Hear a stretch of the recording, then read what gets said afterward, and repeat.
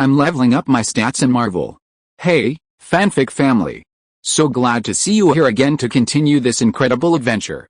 As always, kindly remember, this story is 100% fiction, so don't go looking for dimensional portals in your closet. All rights to this fantastic novel belong to the original author. We're just your humble narrators of epic tales. Are you enjoying the fanfic? Show it by subscribing to our YouTube channel and dropping us a like. And if you're impatient for more exclusive content, our Patreon is your happy place.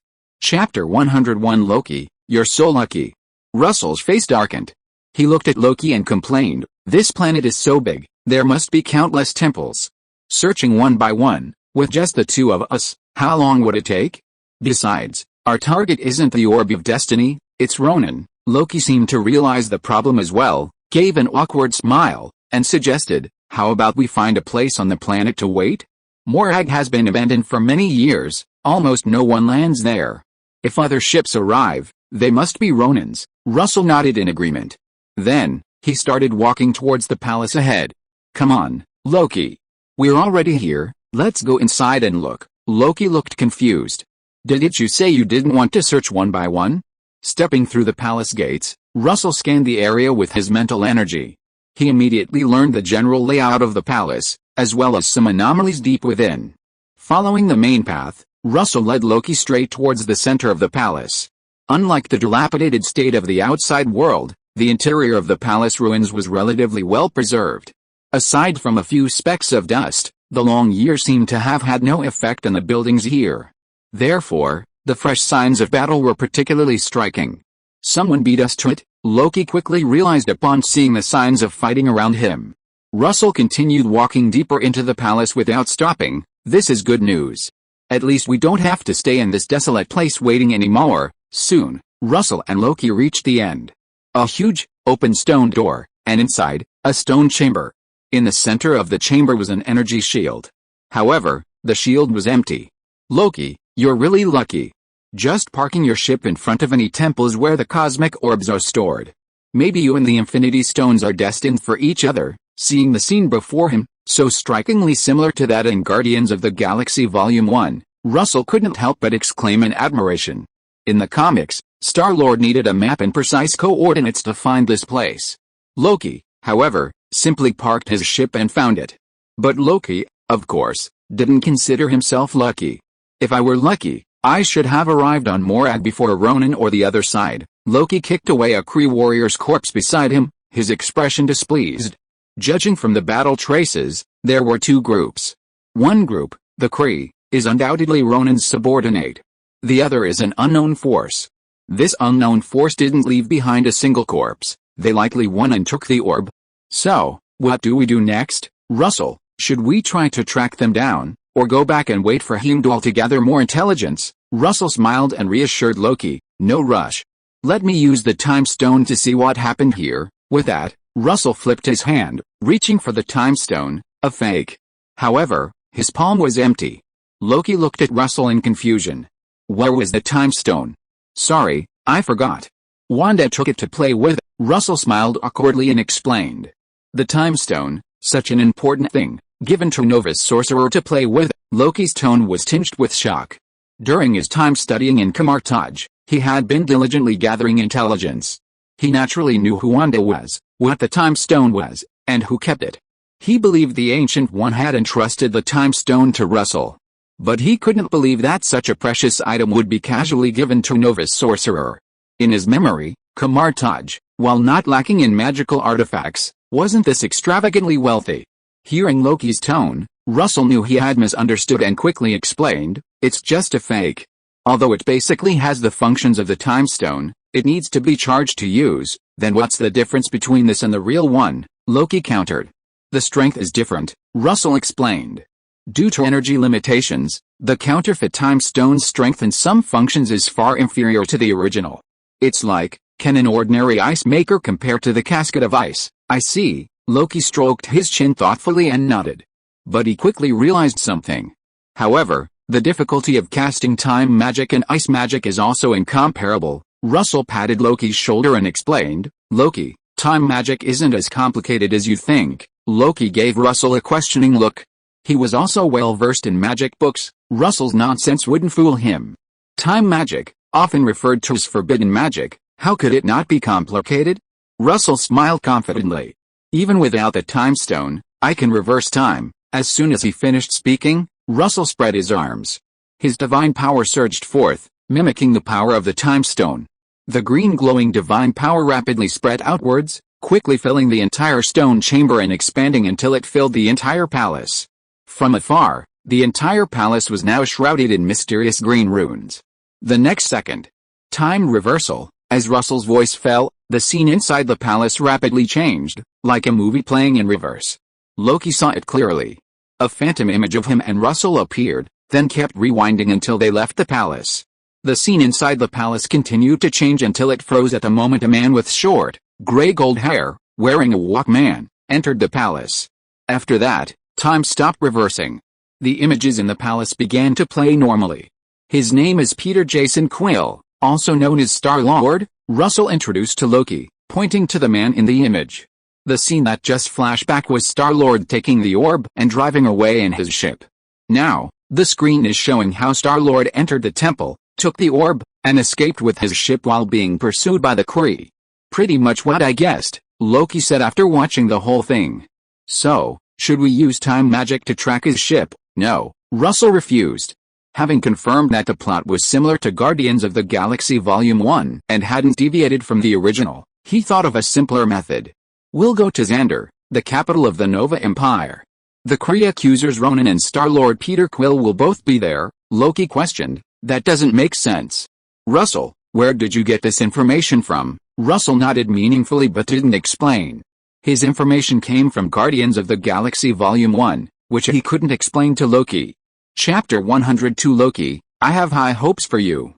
A small spaceship sped through the cosmos. Inside, Russell and Loki sat separately, each lost in their own thoughts. Russell gazed silently at the starry sky outside the window. Countless stars illuminated the dark, deep night sky. The stars were dazzling, the Milky Way magnificent. This feeling was completely different from looking up at the stars on Earth. On Earth, especially in bustling metropolises like New York, the sky was obscured by industrial fumes, making it impossible to see the beautiful starry expanse. Now, standing amidst the cosmos, seeing the beauty of his childhood again, Russell couldn't help but sigh.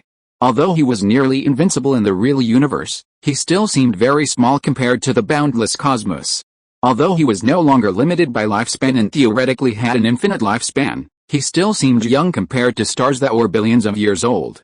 Loki, tell me, does invincible power and eternal life truly bring happiness? Loki, also deep in thought, was interrupted by Russell's speech at Versailles. He replied irritably, I don't know if these things bring happiness. But if I had invincible power, I would definitely give Thor a good beating. That would definitely make me happy. Give Thor a beating? Loki, that's not difficult, Russell said, pointing to a meteorite not far away. See that? You just need to open a portal in front of it. You can use it to attack. As he spoke, magical sparks flashed, and a golden portal suddenly appeared in front of the meteorite, teleporting it to another location, where it collided with another meteorite from the side. Loki's eyes lit up. But after a moment of mental calculation, he shook his head. This level of attack might make Thor look bad, but it's not enough to defeat him. Besides, there's a delay in the portal opening. That's enough time for Thor to dodge. I see, Russell frowned. He had plenty of ways to defeat Thor himself. But helping Loki defeat Thor without external assistance was a different story. Loki, do you know what Thor's weaknesses are? Does Mjolnir count? Loki nodded, then shook his head. Mjolnir is indeed Thor's weakness. But what's the point of defeating Thor without Mjolnir? Russell sighed, seriously considering how to help Loki defeat Thor. Loki, too, was lost in thought. Staying on the spaceship for so long was inevitably boring, so he was looking for some entertainment to pass the time. Speed. Besides Mjolnir, Thor has another weakness, speed. If you target the weakness, Loki, you have a chance to defeat him, Russell suddenly exclaimed, breaking the silence. But my speed is inferior to Thor's, Loki said helplessly. Speed is only a weakness relative to Thor himself. In fact, Thor's speed isn't slow, especially relative to Loki. Time magic, Russell suggested. Loki, you can use time magic to slow Thor down or increase your own speed. Time magic? Loki's expression changed. He had just been thinking about time magic, but Russell's interruption had made him temporarily forget. In Loki's view, the time magic Russell had just used wasn't complicated, and he seemed to understand it. "Russell, where can I learn time magic?" "It doesn't seem to be in the Kamar-Taj library." "No, Kamar-Taj does," Russell countered. "However, the books recording time magic are in the Ancient One's private collection. They're not on the library's public area. You need the Ancient One's permission to view them." The Ancient One's private collection. Loki fell silent. Clearly, this wasn't magic publicly available. As for those like him and Thor, who were only here for a short period of exchange and learning, contact was even less likely. He didn't know, and had no way of obtaining time magic through other channels. "If Loki is interested, after I finish this, I'll speak to the Ancient One and borrow the book for you." Just as Loki was pondering how to obtain time magic through other means, Russell's voice reached his ears. Looking up sharply, Loki saw Russell's nonchalant expression. It seemed that time magic wasn't anything important. But, was that really the case? "Loki, I have high hopes for you. You possess limitless potential. I believe you will be perfectly suited for time magic." "Thank you, Russell." Loki simply thanked him and said nothing more. Russell didn't say anything more either. To catch a big fish, you have to be willing to use bait. Otherwise, why would the second Prince of Asgard become a member of the Sorcerer Supreme? The journey was silent until Xander was close at hand. Following the guidance, Loki piloted the ship and successfully landed at the port. The port was a bustling scene. All sorts of spaceships came and went in a constant stream. Leaving the port, Russell arrived in the city of Xander. He too was greeted by a scene of peace and prosperity. On the streets, people from various planets and races came and went, looking at each other's different appearances without a trace of surprise. It was clear that Xander, as the capital of the Nova Empire, had long enjoyed peace. Turning to Loki, Russell smiled and said, "Looks like we're not late this time. Ronin's fleet hasn't arrived on Xander yet." If Ronin's fleet had already arrived on Xander, the scene after the battle wouldn't be like this. Loki shrugged with a smile. "So, where are we going to wait now?" He didn't understand why Russell was so certain that Ronin would come to Xander. Russell grinned. "It's not where we're going to wait, it's where Loki is going to wait." "Loki," Russell smiled and explained to Loki, "I'll wander around, buy some local specialties, and then head back to Earth. Loki, you wait here. Once Ronin's fleet arrives, press the pager. I'll come back then." Loki's expression twitched, but remembering Russell's promise of the time magic book, he could only nod helplessly. "Okay, what kind of guide is this?" "This is clearly a mobile coordinate locator." "Let's go, Loki. We'll wander around." "You should have brought some money, right?" Loki nodded listlessly. "Yes, outside the void, on the Dark Star." At this moment, Ronin had successfully obtained the Orb of the Universe.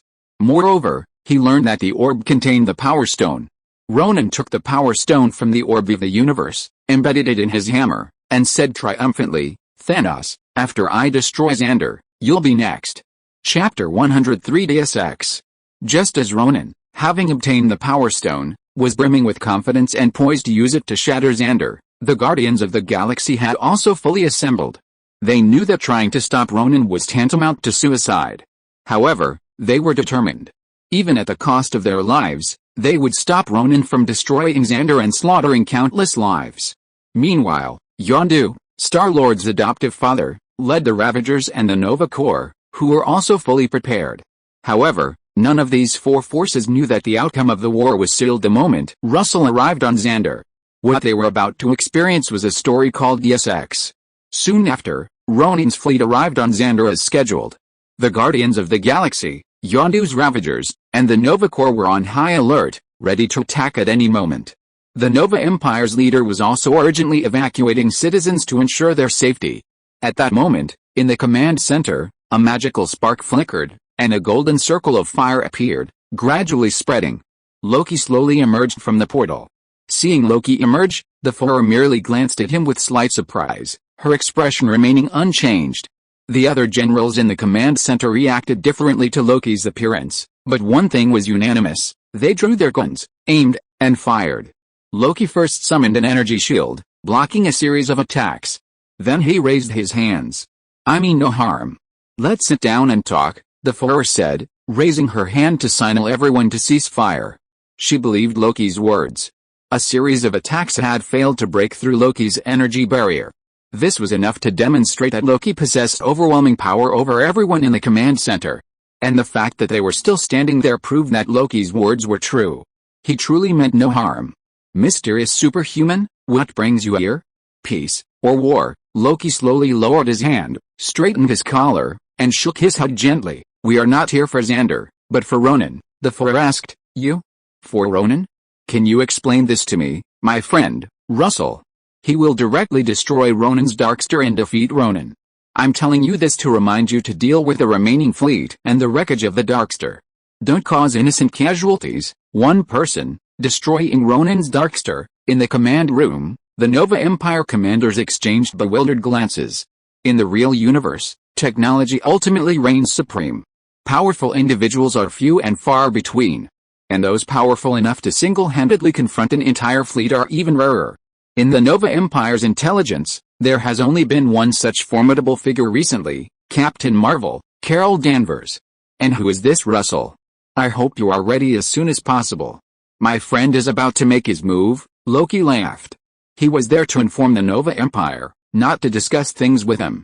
Just as Loki finished speaking, and while the Nova Empire members were still confused, a point of light suddenly appeared from below on the holographic combat projection. Then, at an extremely fast speed, it rushed towards Ronan's Darkstar. This point of light was naturally Russell. Seeing Russell rushing towards them from below, the first to react were the Darkstar's escort aircraft group, the Necromancer fighter group. Instantly, barrages of artillery fire poured out, blocking Russell's path. Countless cannon shots crisscrossed, densely packed, with no way to avoid them. But why should Russell dodge? In the command room, under the shocked gazes of everyone, including Loki, Russell neither dodged nor evaded, letting the artillery fire wash over him. Then, without slowing down, he crashed straight into the Darkstar. In the blink of an eye, he rammed through the Darkstar, then disappeared into it from above. The next moment, a communication request from the Nova Corps, the Marauders, and several members of the Guardians of the Galaxy connected to the command center. What's that? A person, Star-Lord asked first. The follower didn't answer directly, but instead looked at Loki. Loki's lips twitched, and he nodded. He thought Russell was going to use the high-energy pulse cannon, which was why he had him inform the Nova Empire. Although he knew Russell's physical abilities were not bad, even stronger than Thor's, from Russell's severe injury to the frost giant King Laufey, he didn't expect Russell to be so fierce. I didn't expect you to be like this, Sorcerer Russell, inside the Darkstar. Russell had successfully surrounded Ronan, Nebula, and Ronan's subordinates. He had lost his composure when he rushed out of the Darkstar. The reason for his loss of composure was that the two people in front of him were too dark. Since completing the panel upgrade of the mortal stage, the presence of good and evil energy in his soul had been very low. The highest level Russell had ever seen before was Kingpin from Earth-65. It reached several hundred points. But compared to Ronan and Nebula, Kingpin wasn't even worthy of carrying their shoes. How many people have you killed? After a moment's hesitation, Russell still asked the question. Russell himself had killed quite a few people. Logically, he had no right to question Ronan and Nebula. But he couldn't help himself. There was no answer to this question. Because even Ronan and Nebula didn't know how many people had died directly or indirectly because of them. Hearing Russell's question, Nebula's eyes darted around, a hint of guilt in them. Although her actions were all under Thanos' command, and her fierce fighting was all to gain Thanos' approval, she hadn't lost her humanity and felt remorse for the killings. Ronan's eyes, however, were fierce. He didn't think he had done anything wrong. He was a soldier of the Kree Empire, a fleet commander. Seeing their reactions, Russell understood. The panel displaying good and evil had flaws. It couldn't consider perspectives. It simply treated every living being equally. Helping others was good, harming others was evil. Ronan stared at Russell for a moment, then asked in a deep voice, "You're not Xander, who are you, and where do you come from?" "Me? Russell, from Earth." "Earth? Earth?" Ronan exclaimed, his expression shifting rapidly. He recalled some unpleasant memories. Russell scanned the group, mainly Ronan and Nebula. "I need someone to take me to Thanos. I have something to discuss with him." Russell's tone was sinister. Ronan and Nebula knew immediately that Russell's visit to Thanos was anything but pleasant. It didn't conflict with their interests. However, if you want to find Thanos, then find Thanos. Why did you destroy my Dark Star? Ronan asked in a deep voice, his voice filled with dissatisfaction and anger. Oh, you ask me why I destroyed your Dark Star? Russell answered himself, his tone extremely irritating. Because I like it. Chapter 104. It's a pity, this is the hammer of power, not Thor's hammer. Hearing Russell's words, Ronan could no longer contain himself. He raised his hammer, inlaid with a power stone, and swung it directly at Russell. Having just obtained the power stone, he wasn't afraid of even Thanos, let alone this stranger before him. Although the way this stranger's physical body broke through the warship was very similar to the shadow in his heart, Captain Marvel Carol. Bang! In the shocked gazes of Ronan, Nebula, and Ronan's many subordinates inside the Dark Star, Russell braced himself against the power stone inlaid hammer with one hand. Impossible. Absolutely impossible, Ronan roared, fully activating the power of the power stone. Purple energy extended from the power stone. It was an energy that seemed capable of destroying all organic matter. But that seemingly all-destroying purple energy avoided Russell as it approached. At this moment, Russell's suspicions were confirmed. The power of the Infinity Stones had no effect on him. In fact, the power of the Infinity Stones was somewhat afraid of him. Meeting Ronan's shocked gaze, Russell's lips curled into a smile. Then, he squeezed his fingers tightly. Crack. Crack, as Russell exerted force, cracks spread across Ronan's hammer, engulfing the entire shaft. Snap, with a sound of Russell's hands clasping together, the hammer shattered. Ronan's ambition and confidence, inflated by the power stone, also crumbled. Russell casually grabbed the power stone. At this moment, the power stone's energy no longer avoided Russell. Purple energy climbed up Russell's arm, then spread throughout his body, attempting to tear apart his muscles. Is this a test from the power stone? Russell thought to himself. Not bad, like a massage. This was his first time handling a real gem, and he had no experience. However, this first time left a good impression. He hoped the other 5 gems would behave as well as the power stone. After a few breaths, the purple energy receded, returning to the power stone. Will you kill Thanos? I can take you to him. While Ronan was still in shock, unable to recover, Nebula reacted first. Can I trust you? If I remember correctly, you're Thanos' adopted daughter. Nebula spread her hands, gesturing to herself, and said with a self-deprecating laugh, look at me, do I look like his daughter? He only has one daughter, and that's Gamora, who can't fail. Russell glanced at her and fell silent. Nearly half of Nebula's body had been modified into machinery. He was a good man and couldn't bear to see human suffering. I will kill Thanos. After a moment of silence, Russell added. And I will kill you too. Nebula was taken aback, then smiled indifferently. As long as you can help me kill Thanos and take my life, what does it matter? Russell sighed inwardly, pitiful. With a flick of his hand, a portal appeared, then quickly moved, teleporting Nebula away. Wait here for a while, I'll come find you later. After moving Nebula away, Russell turned his gaze to Ronan. He found that Ronan was still reeling from the shock of having his hammer crushed and the power stone stolen. It's been so long, and you still haven't reacted. Don't blame me for ambushing you. With Russell's reminder, Ronan finally snapped out of it, his gaze refocusing. What came into his view was a fist gleaming with a white light, gradually enlarging. The next instant, bang! Like a watermelon exploding, Ronan's head was smashed by Russell's punch. But his body remained standing, without even a sway. As if unaffected by the force. Russell slowly descended from half a meter off the ground. He had to fly to land a horizontal punch on Ronan's head. After all, Ronan was almost 40 centimeters taller than him. Scanning the surrounding Kree soldiers who dared not approach, Russell gave them 2 choices. Ronan is dead. You have 2 choices. First, land and surrender to the Nova Empire, or turn around and leave now. Second, if you insist on continuing the attack on Xander, I'll blow up your warships. The surrounding Kree soldiers remained silent. They lack the authority to make a decision. Remaining silent and waiting to be captured isn't a bad option. At least you'll survive. Russell shrugged. He understood the Kree soldiers' plans and didn't intend to make things difficult for them. They were just minor characters, cannon fodder. How to deal with them was a matter for the Kree and Nova empires. Russell didn't want to get involved. Magical sparks flashed, and Russell opened a portal leading directly to the Nova Empire's command center. As he entered the portal, Russell's voice rang out. As long as you don't attack first, I will persuade the Nova Empire's people not to attack you either. Stepping out of the portal, Russell arrived at the Nova Empire's command center with Ronan's corpse, smiling shyly. Gentlemen, you won't let me go back on my word, will you? Of course not, the Fuhrer said first. We haven't even thanked you, Mr. Russell, for helping us deal with the great threat that is Ronan the Accuser, this kind of top-tier expert, who possesses teleportation magic that the Nova Empire cannot stop, can appear and disappear without a trace and easily kill Ronan the Accuser. The Fuhrer wouldn't take the initiative to defend him over some prisoners. That's good, Russell nodded, then looked at Loki. Let's go, Loki. Leave things here to the Fuhrer, we still need to find Thanos, Mr.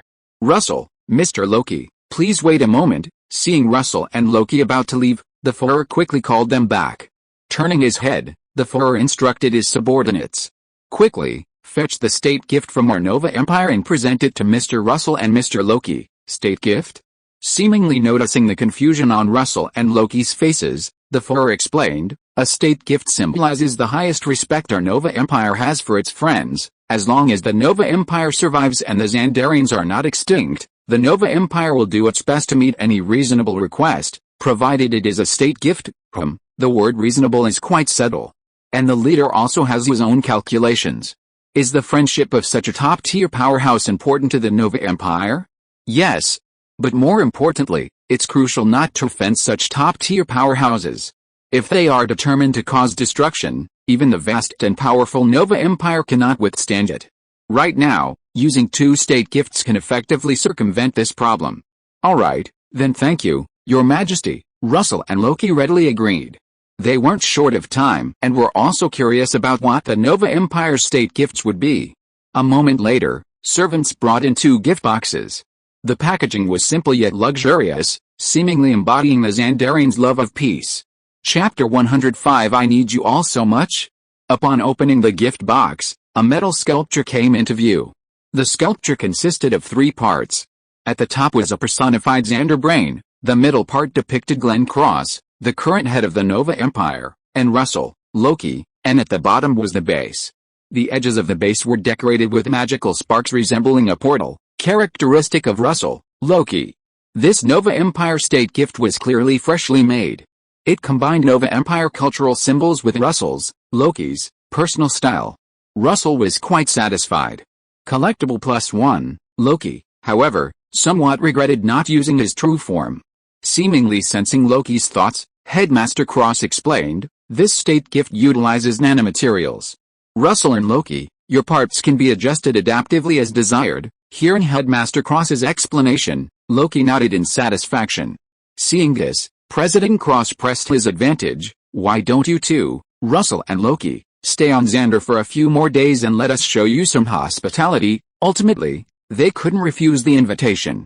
With the Kree warriors on the Darkster surrendering, the Nova Corps successfully intercepted the Darkster and took its prisoners.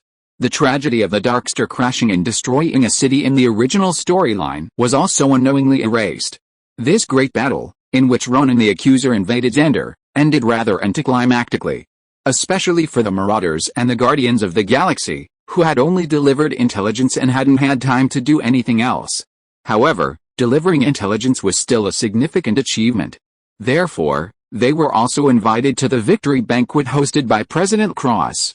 At the banquet, Loki was once again the center of attention. As for Russell, after he expressed his desire to focus on eating, few dared to approach him. These few people were Gamora, along with Star-Lord, Rocket Raccoon, Groot, and Drax the Destroyer behind her. Walking to face Russell, Gamora pulled out a chair and sat down, getting straight to the point. Where's Nebula? I asked the Nova Corps, and she's not among the Kree prisoners. Russell, unperturbed, swallowed an unidentified food that looked and tasted remarkably like a cantaloupe before slowly replying, she's my prisoner. Gamora's eyes turned cold, and she said sharply, she's my sister. Before Russell could react, the other members of the Guardians of the Galaxy jumped and fried at Gamora's reaction. Star-Lord quickly stepped forward, jokingly trying to ease the tension. Gamora means Nebula is her sister. She wants to see Nebula and hopes to ransom her. She doesn't mean any harm to you, Russell smiled at Star-Lord. He didn't dislike the comedian. Is that so? Want to see Nebula? Fine, but taking her away won't do. I need her to do something for me. Hearing Russell's words, Gamora was about to erupt again. Seeing this, Rocket quickly signaled Groot, and the two stepped forward to pull Gamora away, allowing Star-Lord and Russell to negotiate. Rocket, observing from the sidelines, noticed a clear difference in Russell's attitude towards Gamora and Star-Lord. Considering Gamora's previous experiences working for Thanos and Ronan, it wasn't hard to conclude that Russell harbored resentment towards Gamora. And the truth was largely as Rocket suspected.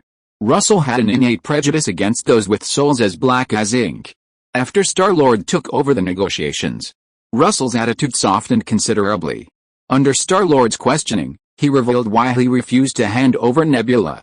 I need her to take me to Thanos. Thanos? That executioner? What do you want with him? Hearing news of Thanos, Gamora and Drax couldn't help but ask. Both of them had grudges against Thanos. Gamora's home planet had half its population slaughtered by Thanos. Drax's family, although killed by Ronan, were also ultimately Thanos' doing. Russell's expression turned serious, and he said righteously, naturally, it's in the name of love and peace to eliminate him. If, before meeting Ronan, Nebula, and Gamora, Russell still had the urge to persuade Thanos to abandon his plan to wipe out half of the universe's life, now he only wanted to send Thanos to hell, Russell's hell. Release Nebula, and I'll take you to see Thanos. Thanos trusts me more. By following me, you'll have a better chance of getting close to him, Gamora said in a deep voice. Such sisterly affection, making me feel like a major villain. Russell stood up, secretly lifting himself 10 centimeters off the ground, and looked down at Gamora. Take me to see Thanos, fine. But release Nebula, no way. Why, bro? Do you have a grudge against Nebula? Star-Lord asked, puzzled. I'm also from Earth, and I passed through there a while ago. Thanos' men probably haven't been to Earth yet. I have no grudge against Nebula. As for why, Russell smiled jokingly. You'll have to ask Gamora. What have she and Nebula been doing with Thanos? Gamora remained silent for a long time, opening her mouth several times before closing it again. Star-Lord, standing to the side, smoothed things over. Gamora and Nebula were adopted and raised by Thanos from a young age. Becoming killing machines wasn't their intention. Russell slowly sat down, sipped his drink, and didn't respond to Star-Lord's words. In fact, Russell wasn't sure how to handle this kind of situation either. Although he possessed power enough to overturn countless civilizations, he was still just a 26-year-old. Besides, he was just a spectator, not a judge. Seeing Russell's silence, Star-Lord pressed on. Brother, instead of killing Nebula, why not? Noticing Russell's glance, Star-Lord stopped trying to persuade him. He made a zipping gesture over his mouth, indicating he should shut up. Let's not talk about Nebula for now. I'll take you to Thanos and help you kill him. Gamora, who had been silent for a while, finally spoke, her voice filled with hatred. This hatred was clearly directed at her adoptive father, Thanos. I'll help you too, Russell, Drax the Destroyer added in a muffled voice. Russell put down his drink and grinned. I desperately need your help, Drax puffed out his chest. Look, even Russell, the powerful man who easily defeated Ronan, needs my help. Star-Lord and Rocket exchanged glances. They didn't want to face Thanos. But their two teammates were determined to fight. If they refused, this newly formed team would fall apart. Their eyes met, and Star-Lord and Rocket made up their minds. Let's do it. Rocket asked, Hey, Russell. Are you confident you can fight Thanos? And what do you need us to do? Russell smiled mysteriously. I need you. Chapter 106 I need you to run an errand. I need you guys to take this to Thanos and press it. Russell flipped his hand, took out a pager, and handed it to Rocket, the most trusted member of the Guardians of the Galaxy. This is a pager. Rocket took the pager, examined it for a moment, and asked doubtfully. What's the use of finding Thanos and pressing this? Russell explained seriously. This isn't an ordinary pager, it's a Russell brand pager. Pressing this pager will summon Russell. Rocket was silent. He felt that Russell was talking nonsense. If he weren't really outmatched, he would definitely beat Russell up with his fiery temper. However, as the technical expert of the Guardians of the Galaxy, he had to confirm some technical details. So, Russell, can you tell me how long it will take from pressing this Russell brand pager to you receiving the signal and coming to support us? Russell said confidently, approaching 0. It uses a principle similar to quantum mechanics. As soon as it's pressed, I will sense it. After that, I can arrive directly through the portal. With that, Russell waved his hand, opening a portal to demonstrate for Rocket. Rocket was still somewhat skeptical, but many portal technologies have distance limitations. Russell shook his head, not directly answering Rocket's question, but instead asking him, "Rocket, you keep confirming, not because you're worried I can't arrive in time, but because you're afraid of Thanos, right?" Rocket's expression stiffened, and he angrily retorted, "Bullshit, I'm not." His voice trailed off, barely audible. "Gamora and Drax, they're seeking revenge on Thanos. Hatred will overshadow their fear. But Rocket, Star-Lord, and Groot, the three of you don't." Russell's words struck a nerve with Rocket. Unbeknownst to them, the newly formed Guardians of the Galaxy were facing a crisis of disintegration. "Just showing the way is enough. Gamora and I are sufficient, we don't need you," Drax suddenly spoke up from the side. He'd figured it out. This was a personal feud between him and Thanos, and there was no need to drag his newfound friend into it. "Wherever Gamora goes, I'll go," Star-Lord suddenly interjected, standing up. Groot, looking bewildered, also stood up, stating his position. Rocket put away the pager he'd just received from Russell, feigning indifference. "I'm not a coward, you guys." Gamora looked at them, her lips moving, but ultimately said nothing. Once the atmosphere eased, Star-Lord perked up. "Russell, tell me your battle plan in detail." Russell gave Star-Lord a strange look, asking, "Battle plan? Didn't I already finish? You're not asking me what to do after finding Thanos, are you?" "It's simple, I'll just charge in. He can't beat me." "But, his fleet," Star-Lord was interrupted by Russell before he could finish. "Ronan also has a fleet, but is it any use?" Star-Lord remained silent. This mortal couldn't quite keep up with the thinking of a powerhouse like Russell. At this moment, Gamora spoke. "Thanos is far stronger than Ronan, even with a Power Stone." Russell nodded, casually saying, "I know, but so what?" "Gamora, you think Thanos is invincible because you're in a well. If you step out of that well and see me in action, you'll know the vastness of the world." As soon as he finished speaking, crack crack, mirror space spread, enveloping the group and teleporting them to void in space. Holding the sun and moon in my hands, plucking stars from the sky. "There is no one like me in this world." With a low murmur, a distant star was grasped by a large, shimmering white energy hand and hurled towards the group. Guardians of the Galaxy. Just as the star was about to collide with them, the hand caught it and deflected it back. Seeing the Guardians of the Galaxy still reeling, Russell's lips curled into a slight smile. Was it the wind that moved? No, it was his heart that moved.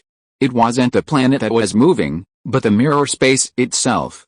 When the Guardians of the Galaxy regained their senses and looked at him, Russell made a gun shape with his finger, pointing it at a distant star. Green light swirled around his finger. Boom. In the next instant, the stellar energy was drawn in, condensing into a beam of energy that traversed endless distances, bombarding the star. Boom. Boom. Boom. With a shockwave sweeping across, this lifeless planet in a lifeless star system exploded and disintegrated, turning into dust in the universe. Stars were like toys in the palm of his hand, destroyed with a flick of the finger. What immense power! Space shifted, and they returned to the banquet. The Guardians of the Galaxy had no further objections to Russell's battle plan. After confirming the plan, Rocket suddenly asked, "Russell, can Nebula travel with us?" Of course. As soon as the words fell, magical sparks flashed, and a portal opened. Then, Nebula emerged. Her gaze immediately fell on Gamora. Gamora's expression quickly shifted from worried to coldness. "Nebula, you'll be working with them from now on," Russell said, then fell silent, observing the situation. At this point in time, the relationship between Nebula and Gamora was far from harmonious. From a young age, Thanos had raised them like parasites. They had constantly competed and fought. The loser would have a part of their body removed and replaced with a machine.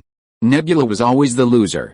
Nebula shifted her gaze from Gamora to Russell, saying in a deep voice, "I can complete the mission myself." Rocket's lips twitched. He had specifically arranged for Nebula to work with him because he hadn't been sure how Russell viewed Nebula. If she was an enemy, he would kill her. If she was an ally, he would ignore her. If Nebula worked with him, she would be an ally. If she acted alone, she would be a prisoner, an enemy. This shift in status determined Russell's attitude towards Nebula. However, Nebula didn't seem to understand. Fortunately, Gamora did. With her cold gaze softening, Gamora said gently, "Sister, I need your help." One sentence, and she had Nebula in her grasp. Nebula's expression eased slightly, but she still retorted sarcastically, "Is that so? Gamora, who always manages to complete missions flawlessly, also needs the help of a loser like me." Gamora took a deep breath. "Yes, I need your help. Sister, we've never been enemies. Moreover, we have a common goal." Nebula nodded. "Yes, a common goal, Thanos." Both Gamora and Nebula believed that Russell could defeat, or even kill, Thanos. The former had witnessed Russell snap his fingers, causing stars to fall. The latter had seen Russell hold the Power Stone, seemingly unaffected. Chapter 107 Thanos, they will help you take care of your daughter. At the port, the 6 members of the Guardians of the Galaxy were bidding farewell to those who had come to see them off. They were about to depart to search for the Mad Titan Thanos. Russell was also among the farewell party. After all, successfully convincing the Guardians of the Galaxy to help him find Thanos would save him a lot of trouble. Remember, as soon as you see Thanos, or determine Thanos' exact location, press the Russell's pager. Don't hesitate, Russell quietly instructed Rocket before parting.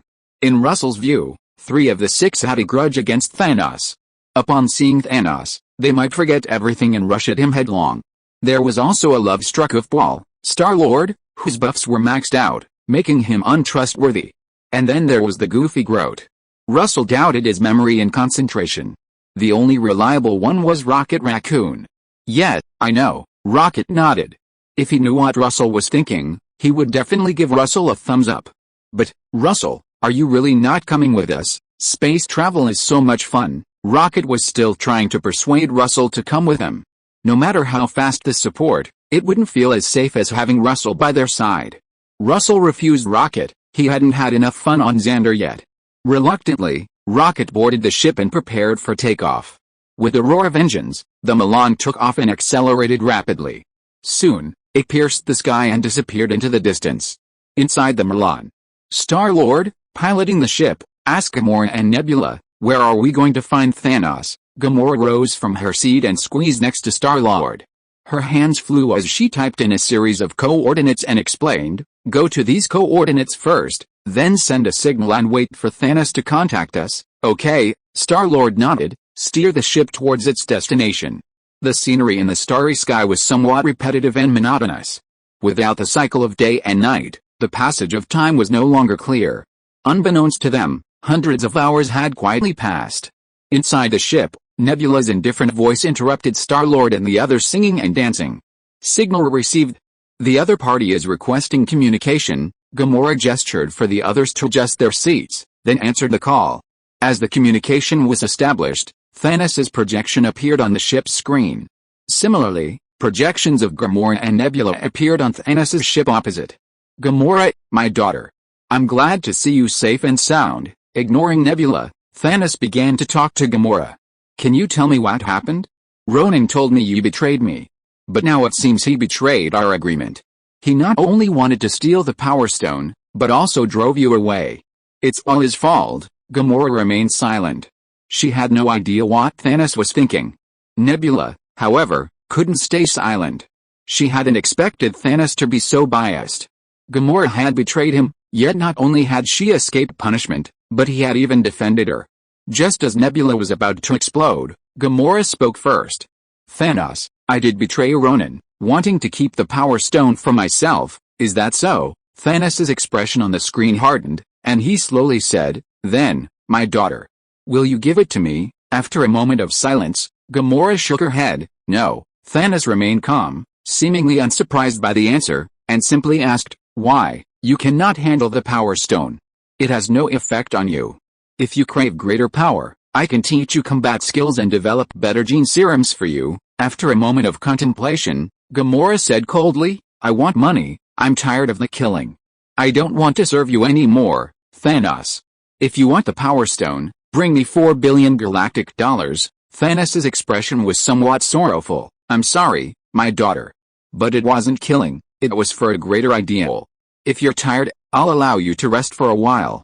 As for the money you want, I'll give it to you." As he spoke, Thanos sent a set of coordinates and an account number. "I have other things to do here, my daughter. Please bring the Power Stone to me for me. Or, you can keep the Power Stone for now. There are 4 billion in the account you need. Take a good rest during this time." Seeing the coordinates and account number sent, Gamora's expression was complicated as she ended the communication. Bang!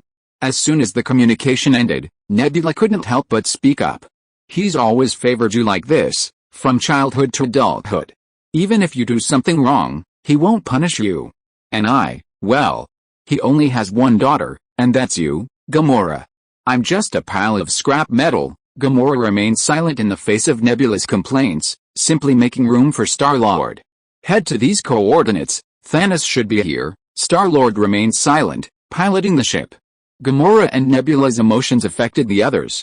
Inside the ship, the other 4 also fell silent.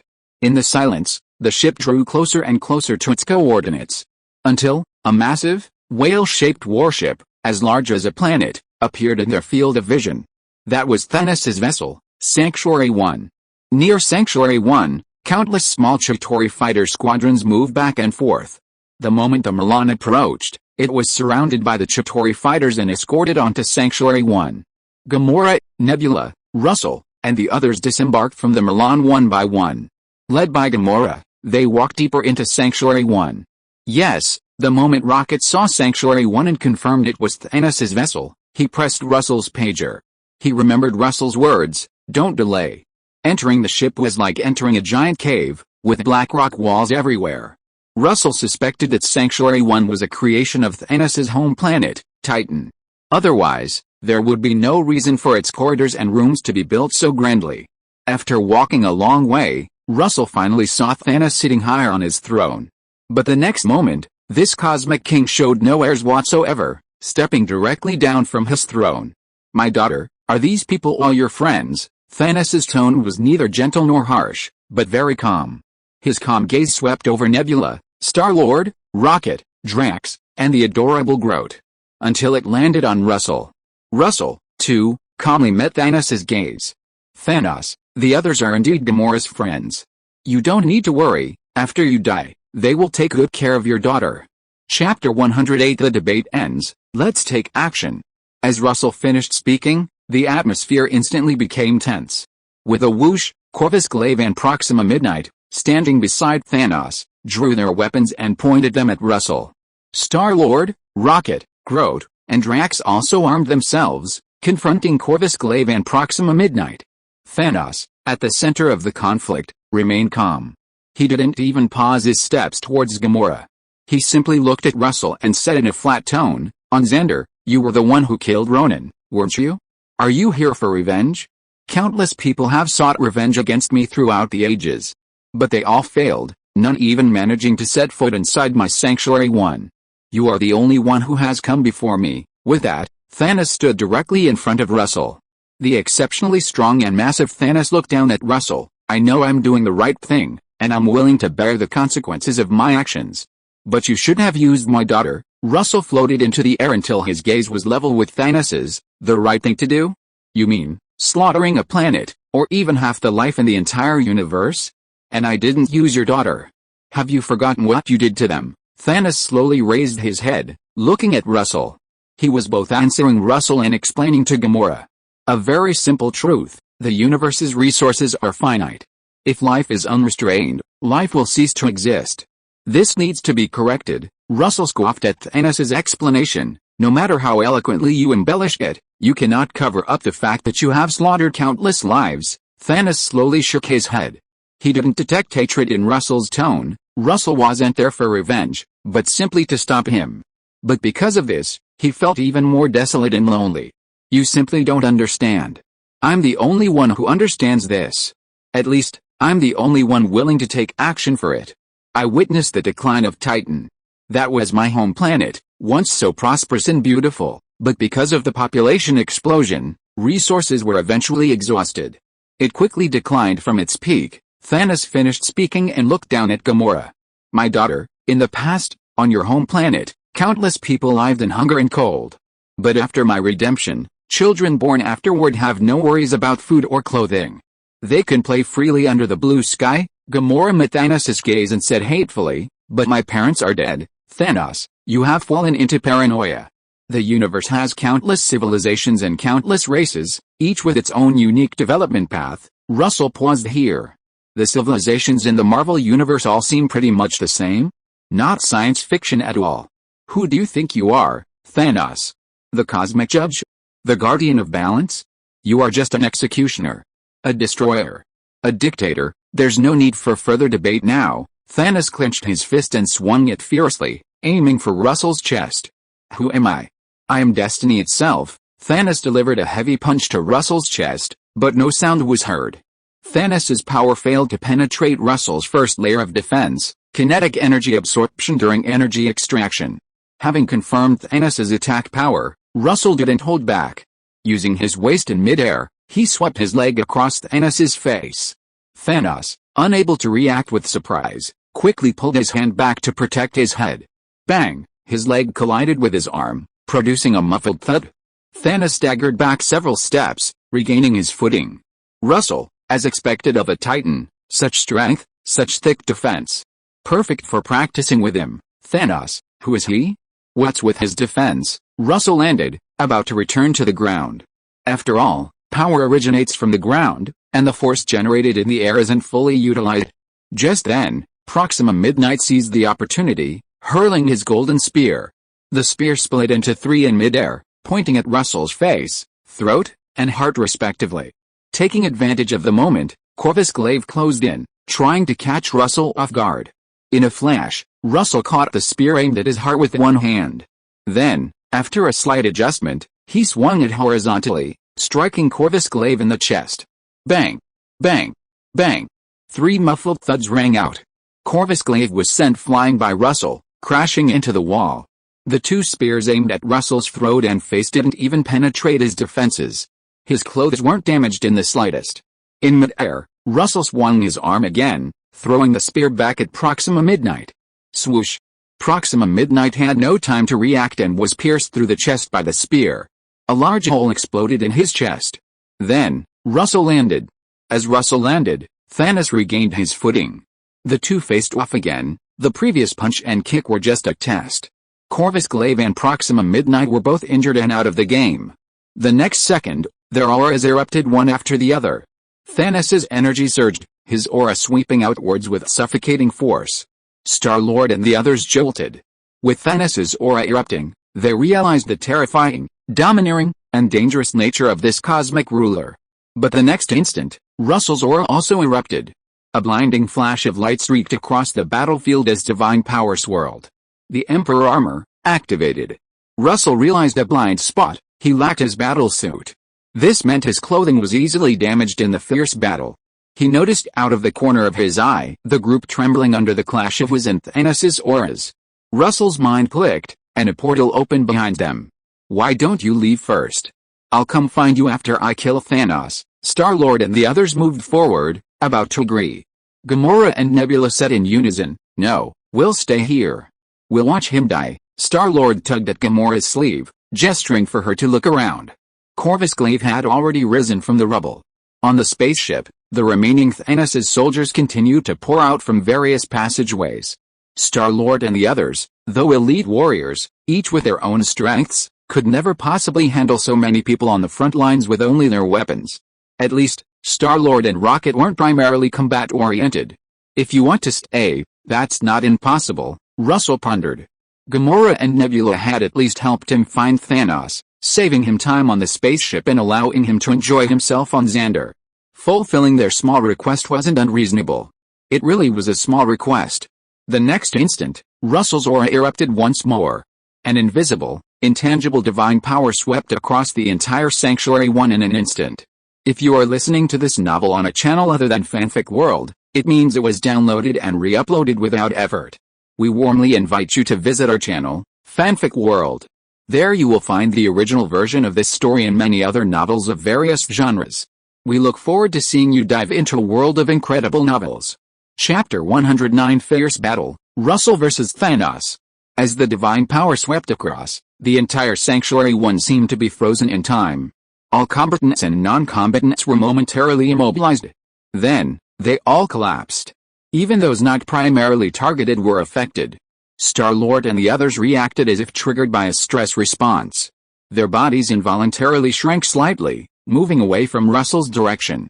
In that instant, they sensed an aura different from Thanos's. Wild and unrestrained, reckless and arbitrary. Well, at least not as dangerous as Thanos. Thinking this, Star-Lord and the others relaxed slightly and recovered. Only then did they notice that the soldiers who had poured out from various passages and rushed towards them had all fallen. Thanos, too, sensed Russell's aura, and his inner thoughts. I thought you would be an Avenger. But through a conversation, I realized you are not. There was no hatred in your tone. During our conversation, you acted like a moral guardian. But just now, with your outburst of aura, I realized you are not either. Thanos spoke as he walked towards his throne, seemingly to retrieve something. Your aura tells me you're the same kind of person as me. With that, Thanos walked to the floating throne and drew a double-edged sword. Turning around, the blade pointed at Russell. That is, I alone reign supreme. Boom. The next second, Thanos sped up, charging towards Russell. He didn't care about his annihilated subordinates. Instead, he intended to use Russell's weakened state after clearing out the remaining enemies to defeat him. Facing Thanos charging with his double-edged sword, Russell was fearless and also accelerated towards Thanos. Just as they were about to close in, Thanos, using his height, reach, and weapon advantage, slashed down with his sword. Russell clenched his fist, gathering divine power, and met Thanos' blade head-on. Fist clashed with blade, and the energy-formed Imperial armor gauntlets on Russell's body were torn apart first.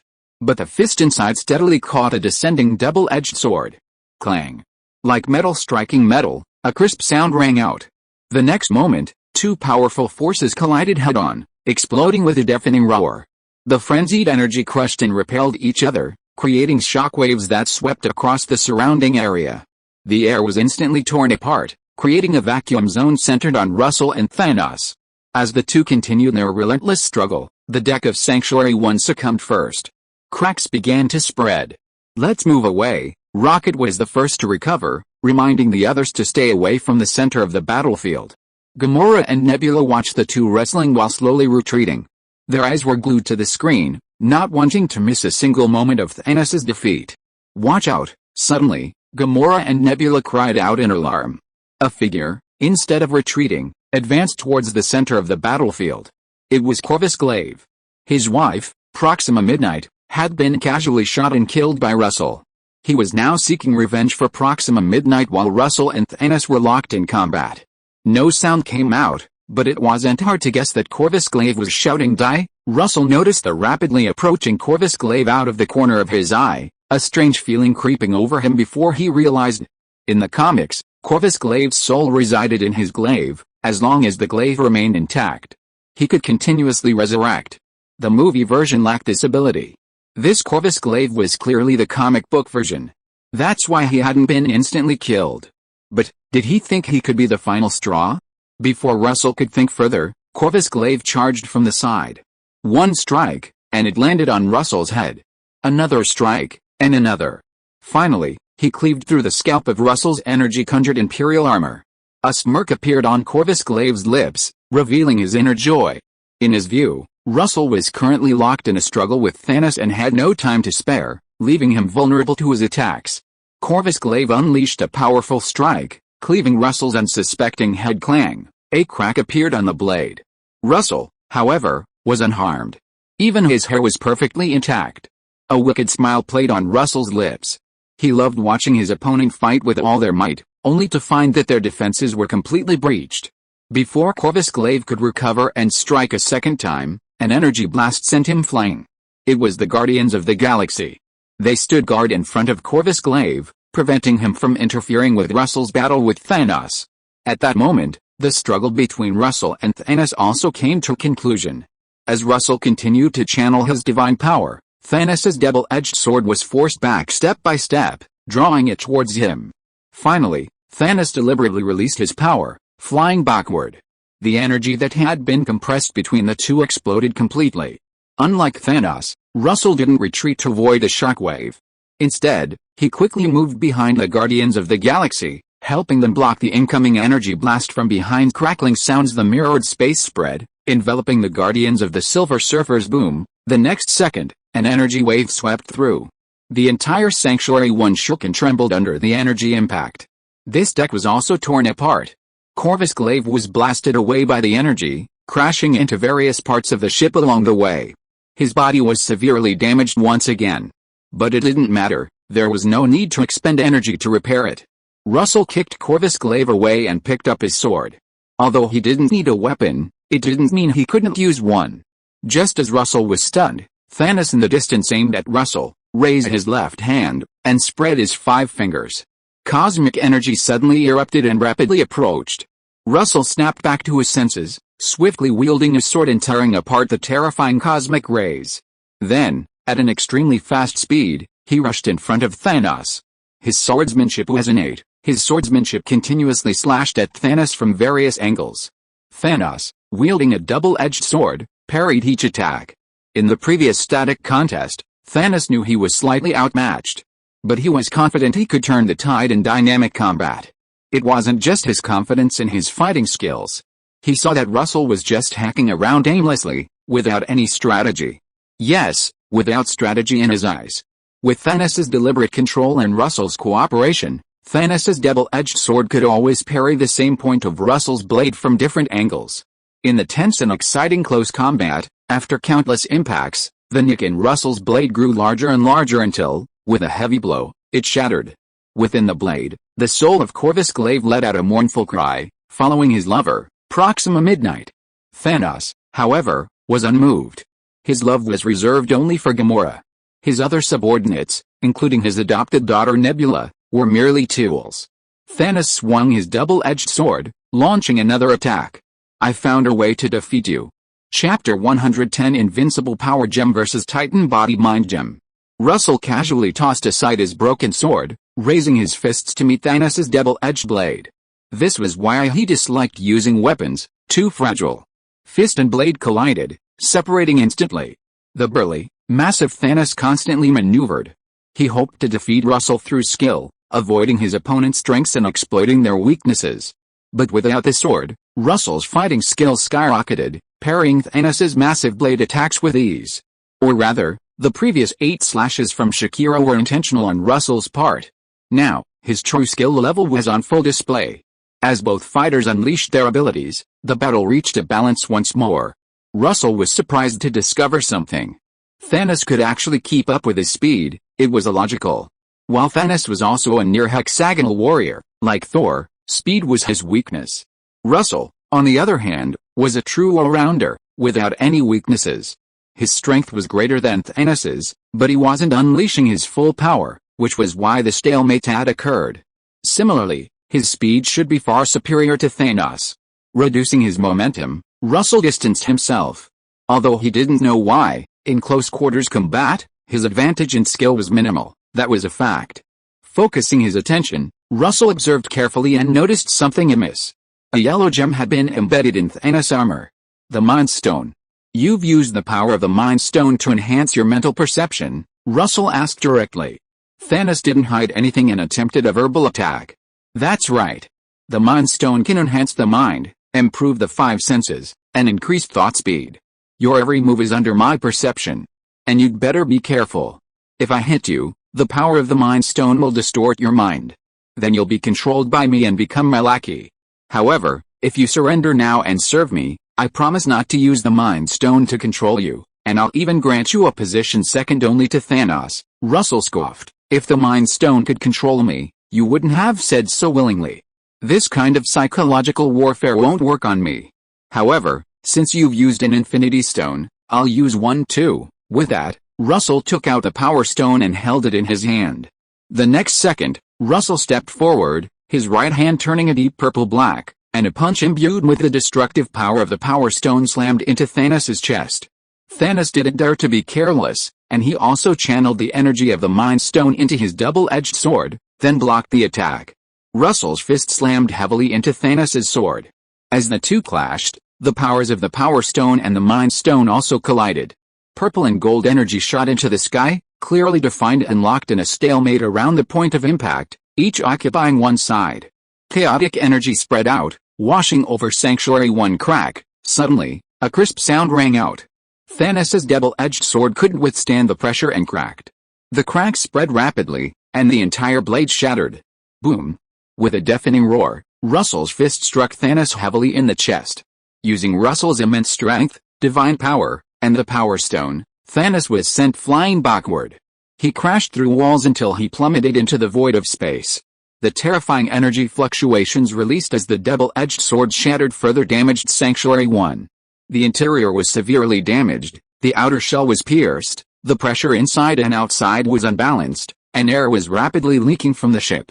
Coupled with the crew falling unconscious, all these factors caused the damage to Sanctuary 1 to accelerate rapidly, and various devices malfunction one after another. The massive warship was essentially destroyed.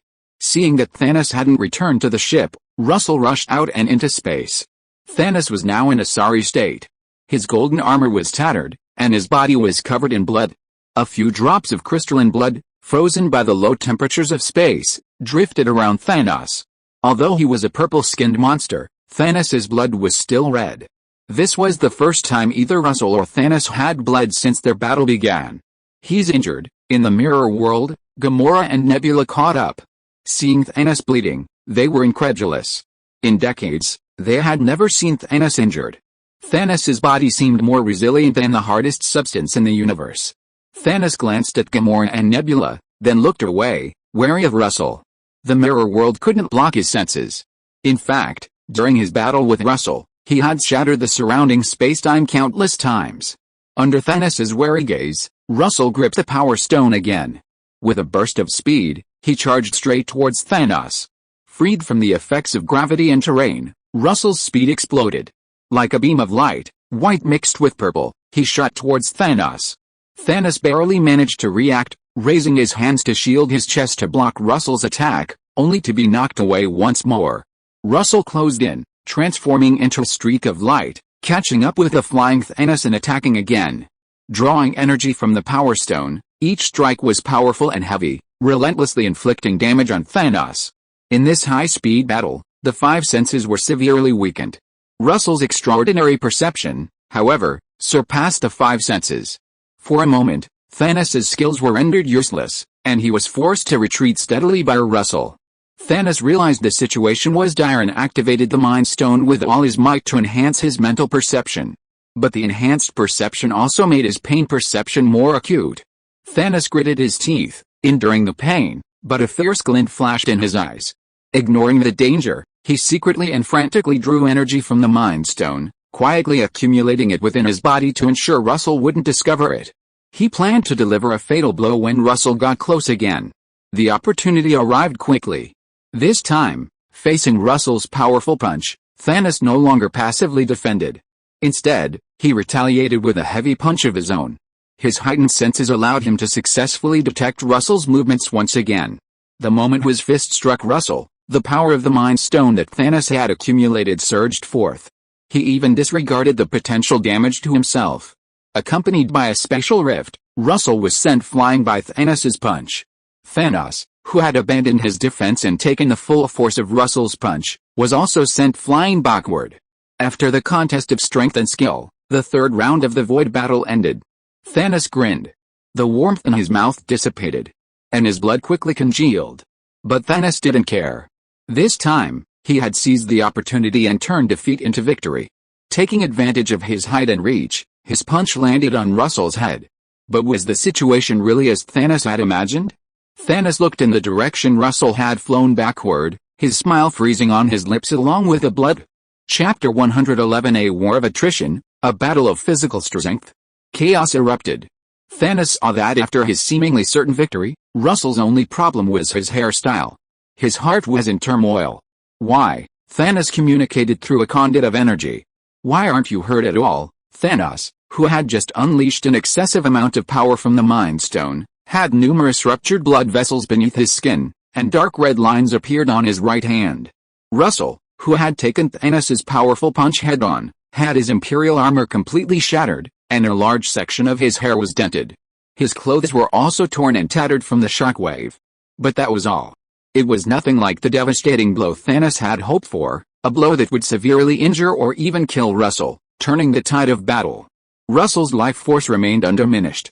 There wasn't a single scratch on his body. Even his hairstyle quickly returned to normal. He raised his hand and grabbed 2 strands of hair. Not bad, Thanos, you knocked out 2 of my hairs. Seeing Russell unharmed, Star-Lord and the others breathed a sigh of relief. Having just witnessed Thanos' triumphant expression after knocking Russell away, they had wondered if something had happened to him. Nebula and Gamora, however, looked bewildered. They hoped someone could kill Thanos, but seeing him weakened made them uncomfortable. Thanos' face was grim. Russell's words were undoubtedly a provocation in his eyes, yet he was powerless to stop them. At this moment, he finally understood the helplessness others felt facing his Titan form. Fire, Thanos gestured to Russell, signaling the other fleets in the distance to unleash their firepower. He knew that with Russell's physical strength, defense, and speed, these attacks posed little threat. But even slightly weakening Russell was a gain. In this protracted battle, any factor could be the final straw. This was the 4th round, a contest of endurance. Watching countless energy projectiles rain down, Russell remained unmoved. There were too many to intercept. Similarly, Thanos' fighter fleet was too numerous to destroy one by one. The next moment, various energy attacks covered the area where Russell was located, completely obscuring everyone's vision. Thanos hadn't expected Russell to choose to withstand the attack head-on. Star-Lord and the others, who had relaxed, were now on edge again. At the center of the attack, Russell activated his talent, energy absorption, and ignored the attacks. Instead, his gaze fell on the red dwarf star at the center of the star system. Although its mass and temperature were less than the sun's, this red dwarf star was just as intensely passionate. The next moment, without anyone noticing, the solar energy that had been evenly distributed and shooting in all directions began to converge in one direction, the direction where Russell, Thanos, and their subordinates were located. A dozen minutes passed quietly. In those dozen minutes, the battle situation remained unchanged. The change came from outside the battle. A terrifying solar storm suddenly swept in without warning. Exposed to the solar storm without any protection, the electronic components of the fighter jets were rapidly burned out. Sparks bloomed in space.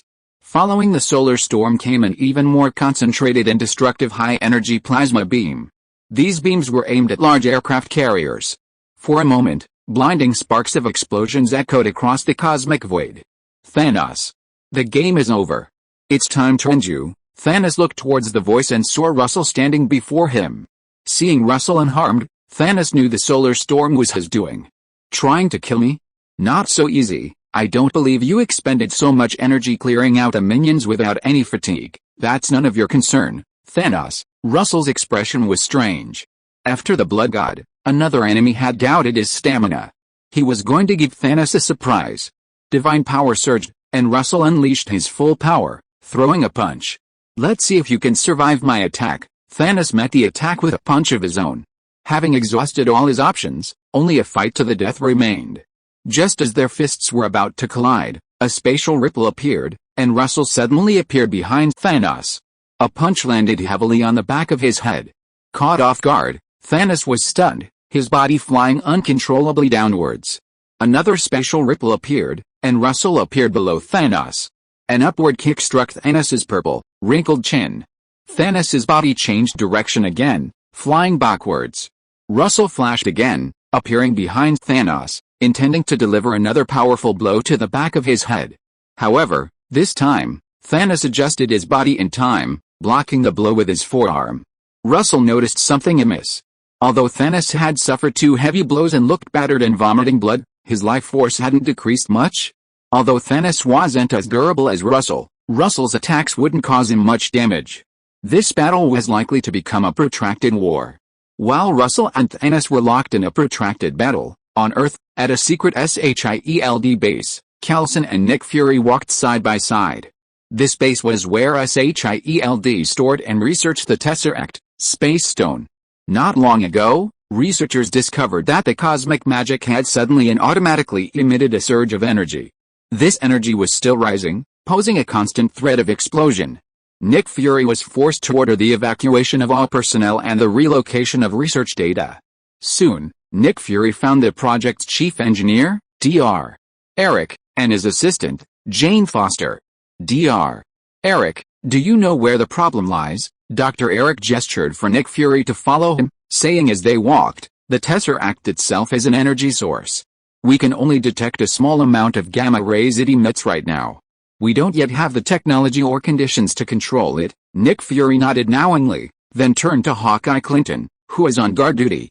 He wasn't very knowledgeable about technology and had little to discuss with Dr. Eric. "Clinton, have you noticed anything unusual?" "Director, all researchers have checked, and there are no problems." Clinton gave his assurance first, then looked at the Tesseract before him and speculated, since the Tesseract serves as a gateway to the other side of the universe, then the culprit might not be here, but behind the door. As soon as he finished speaking, the Tesseract's energy surged abnormally, and a blue portal formed. Thanos' other two henchmen, Ebony Maw and Black Dwarf, emerged from it. Chapter 112 for Russell. The moment the two stepped out of the portal, SHIELD agents reacted instantly, drawing their weapons and preparing to attack. Nick Fury first raised his hand to stop the agents from attacking. Then, looking at the two aliens before him, one tall and imposing, the other lean and elegant, he questioned, "Who are you?" The lean and elegant man bowed slightly and introduced himself. "I am Ebony Maw, son of Thanos, master of the Black Order." After introducing himself, Ebony Maw pointed to the tall, imposing, and menacing-looking man. Black Dwarf, seeing that the aliens before him could be communicated with, Nick Fury continued, "What is your purpose in coming to Earth?" Ebony Maw smiled elegantly, "To represent the great titans and save you." Nick Fury frowned and refused, "We don't need saving." Ebony Maw shook his head and slowly walked towards Nick Fury and the others. He raised his hand, and powerful telekinesis moved with it. The next second, various objects on the ground trembled slightly, then floated up and shot towards Nick Fury and the others. Nick Fury and the SHIELD agents quickly rolled to the ground to dodge and return fire. Then, click, click. The triggers were pulled, but the guns didn't fire. Somehow, the safety on the gun had been reactivated. Hawkeye quickly drew his bow and knocked an arrow, aiming straight for Ebony Maw's face. However, Ebony Maw flicked his wrist, using telekinesis to deflect the arrow far away. This was an unequal battle, two generals of the Black Order against SHIELD agents. Before long, all the SHIELD personnel in the base were knocked down and incapacitated. Ebony Maw, following Thanos' principles, acted randomly, without favoritism, absolutely impartially, killing half the people in the base, regardless of status. At the SHIELD helicarrier, Coulson, a survivor of the massacre, convened a meeting of the Avengers. There were 6 Avengers in total: Iron Man Tony Stark, Captain America Steve Rogers, Hawkeye Barton, Black Widow Natasha, Dr. Banner, and Blade. Hawkeye was lucky, he was among the surviving half. Steve, on the other hand, had only recently awakened and completed his rehabilitation. Thor, as an outside helper, and Jane Foster, as Dr. Eric's assistant, were also involved. In other words, 2 aliens claiming to be from the Black Order stole the Tesseract and killed half the population of the base, Tony summarized, stroking his chin after listening to Coulson's account. Barton, Coulson, and Jane Foster nodded gravely. Natasha, completely confused, asked, "What is the Black Order? What is the Tesseract?" Thor explained, "The Black Order is a powerful evil force in the universe. For millennia, they have attacked planets, randomly killing half the population. The Tesseract is an artifact possessing infinite energy." Tony stood up and looked at the 3. "I'm curious, what are you researching the Tesseract for? Energy?" "Stark Industries has that." Tony had a premonition that the 3 hadn't revealed the whole truth. Coulson's expression shifted slightly, then he fell silent. "The Tesseract can be used to create all sorts of high-tech weapons." Steve suddenly stood up, also looking at the 3. "Back then, Hydra used the Tesseract to create weapons, attempting to overthrow the world." Coulson's expression changed. Steve's implication was that SHIELD was questioning whether they were imitating Hydra, using the Tesseract to research weapons and overthrow the world. More importantly, there really was Hydra within SHIELD. This was an accusation SHIELD couldn't bear. Coulson quickly explained, "This project has already been approved by the Council. Our purpose in researching weapons is not to overthrow the world, but to protect it." Tony looked at Coulson and scoffed. "SHIELD is using the Tesseract to develop weapons of mass destruction to protect the world? From whom will they protect the world?" Russell, as astute as Tony was, He instantly grasped the reason why the Council had agreed to SHIELD's use of the Tesseract to develop weapons. The events at Sakura Island, and the actions of Russell and Thor, had frightened them. Coulson paused for a moment, then looked at Thor and slowly explained, not just Russell, but Thor as well. Russell revealed to the world the existence of numerous pantheons on Earth. Since then, the probability and intensity of supernatural events around the world have been rapidly increasing. Governments urgently need more powerful weapons to maintain order, and Thor, Loki's appearance made us aware of the existence of other life forms in the universe.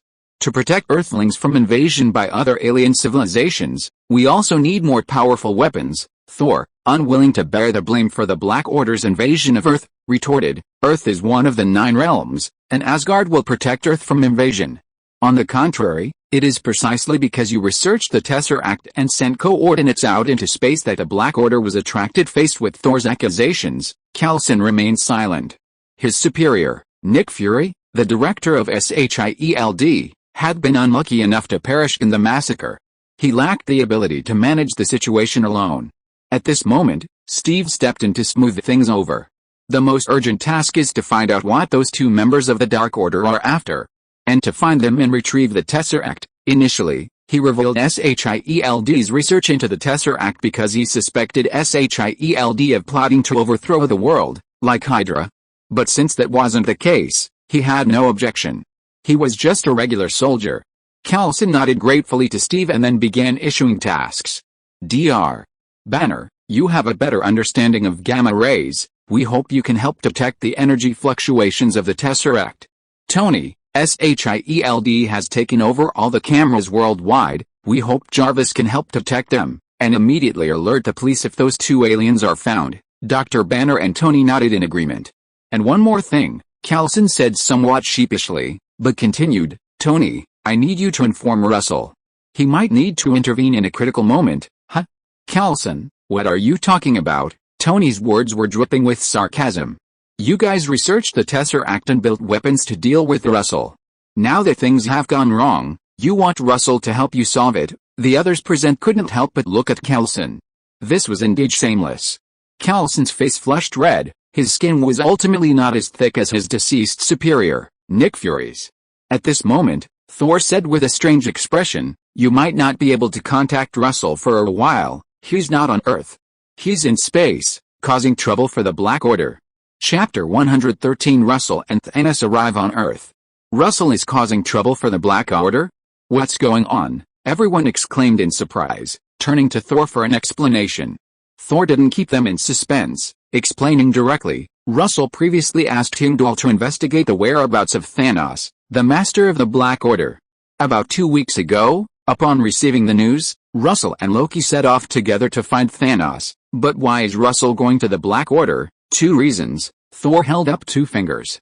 First, for the Mind Stone. Second, I suspect, to stop the Black Order and Thanos. Stop the Black Order and Thanos? The expressions on everyone's faces varied. From the Black Order's actions in the universe, it was clear they were an extremely powerful force. And Russell was going to confront such a force alone. Steve felt a surge of respect. Even though he had never met Russell, at this moment, Russell's image in his mind expanded infinitely. This was a man who cared for all living beings in the universe. Hawkeye Barton, Natasha, Blade, Dr. Banner, and Coulson were all inwardly amazed. It seemed Russell was even more formidable than they had imagined. 2 high-ranking members of the Black Order had easily slaughtered SHIELD's secret base and stolen the Tesseract. And Russell was now going to cause trouble for their leader and steal the Mind Stone from him. Tony wondered if Russell was a master of time management. He'd seen Russell quite often in bookstores in Kamar Taj lately.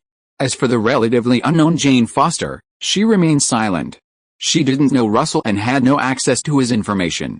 Just as everyone was marveling at this, an alarm sounded, and Jarvis's voice came through.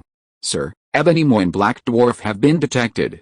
Coordinates, New York, Stark Tower. Jarvis, bring up the footage. Yes, sir. The footage showed Ebony Maw and Black Dwarf on the top floor of Stark Tower.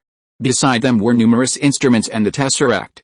The next second, the Tesseract activated, a beam of blue energy shooting straight into the sky. A portal to the other side of the universe had opened. The conference room door was suddenly pushed open, An SHIELD agent rushed in. Agent Callison detected energy fluctuations from the Tesseract. Callison looked at the screen, his lips twitching. "Okay, I understand, let's go, everyone," Tony called out, donned his suit, and a portal opened, leading directly to the rooftop of the building. Thor grasped Mjolnir, his divine power flowing, donned his armor, and followed Tony.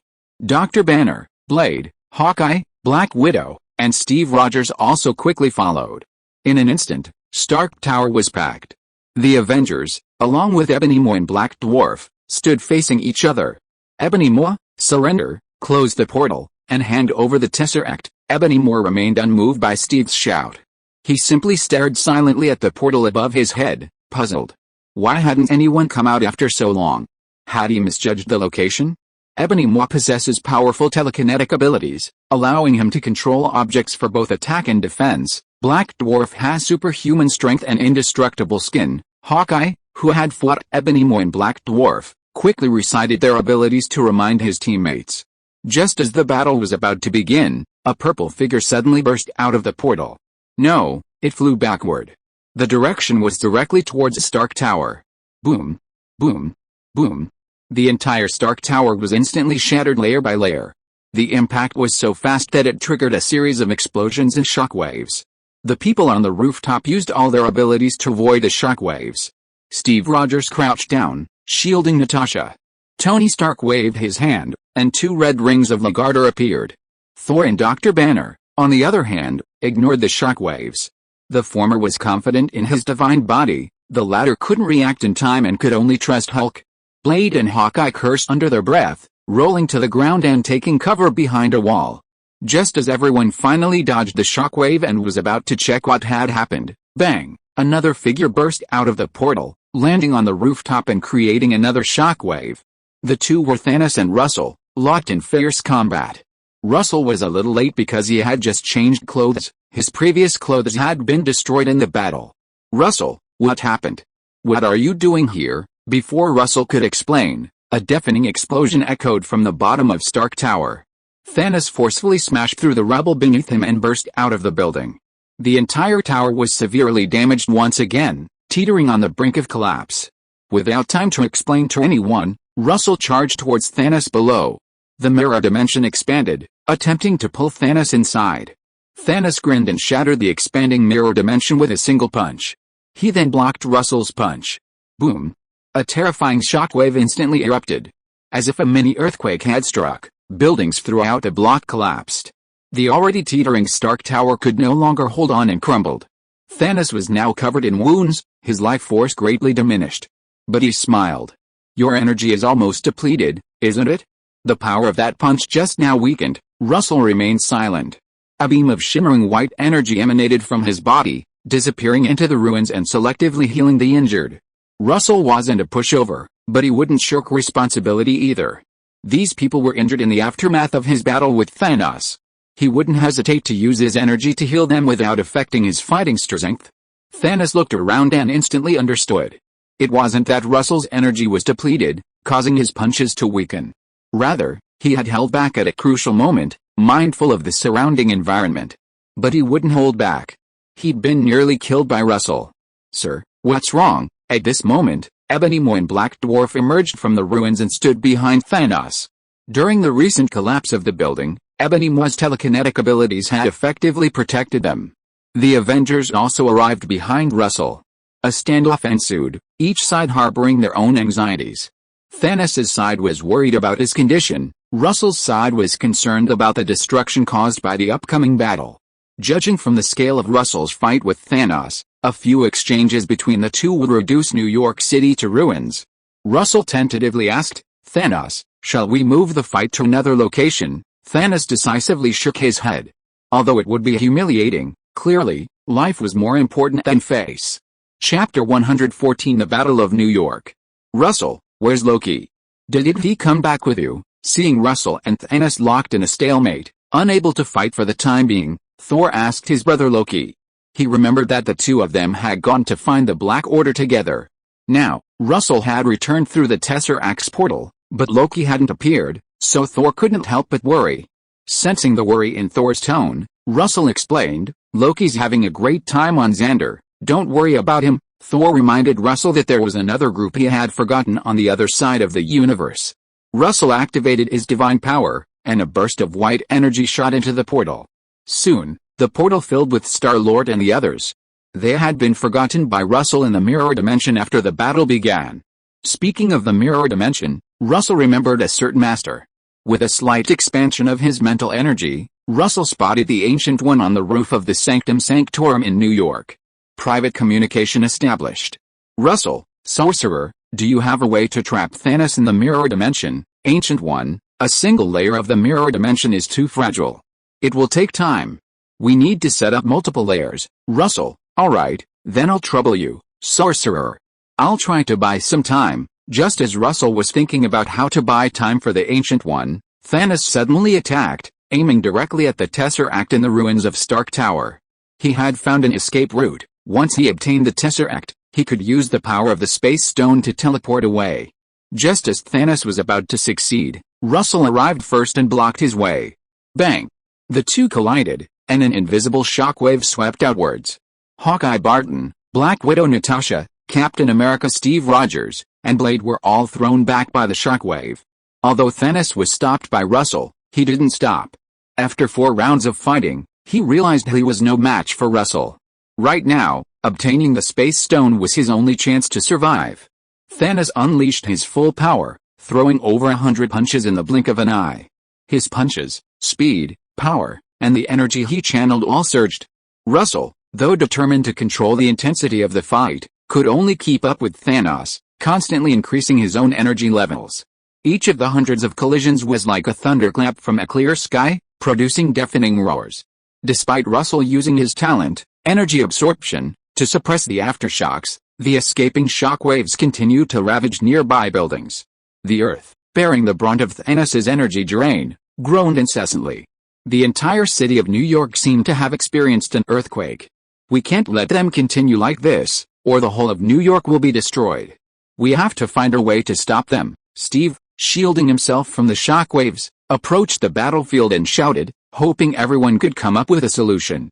Tony remained silent. A portal, glowing with golden sparks, appeared before him. He pushed it forcefully, sending it hurtling towards Thanos.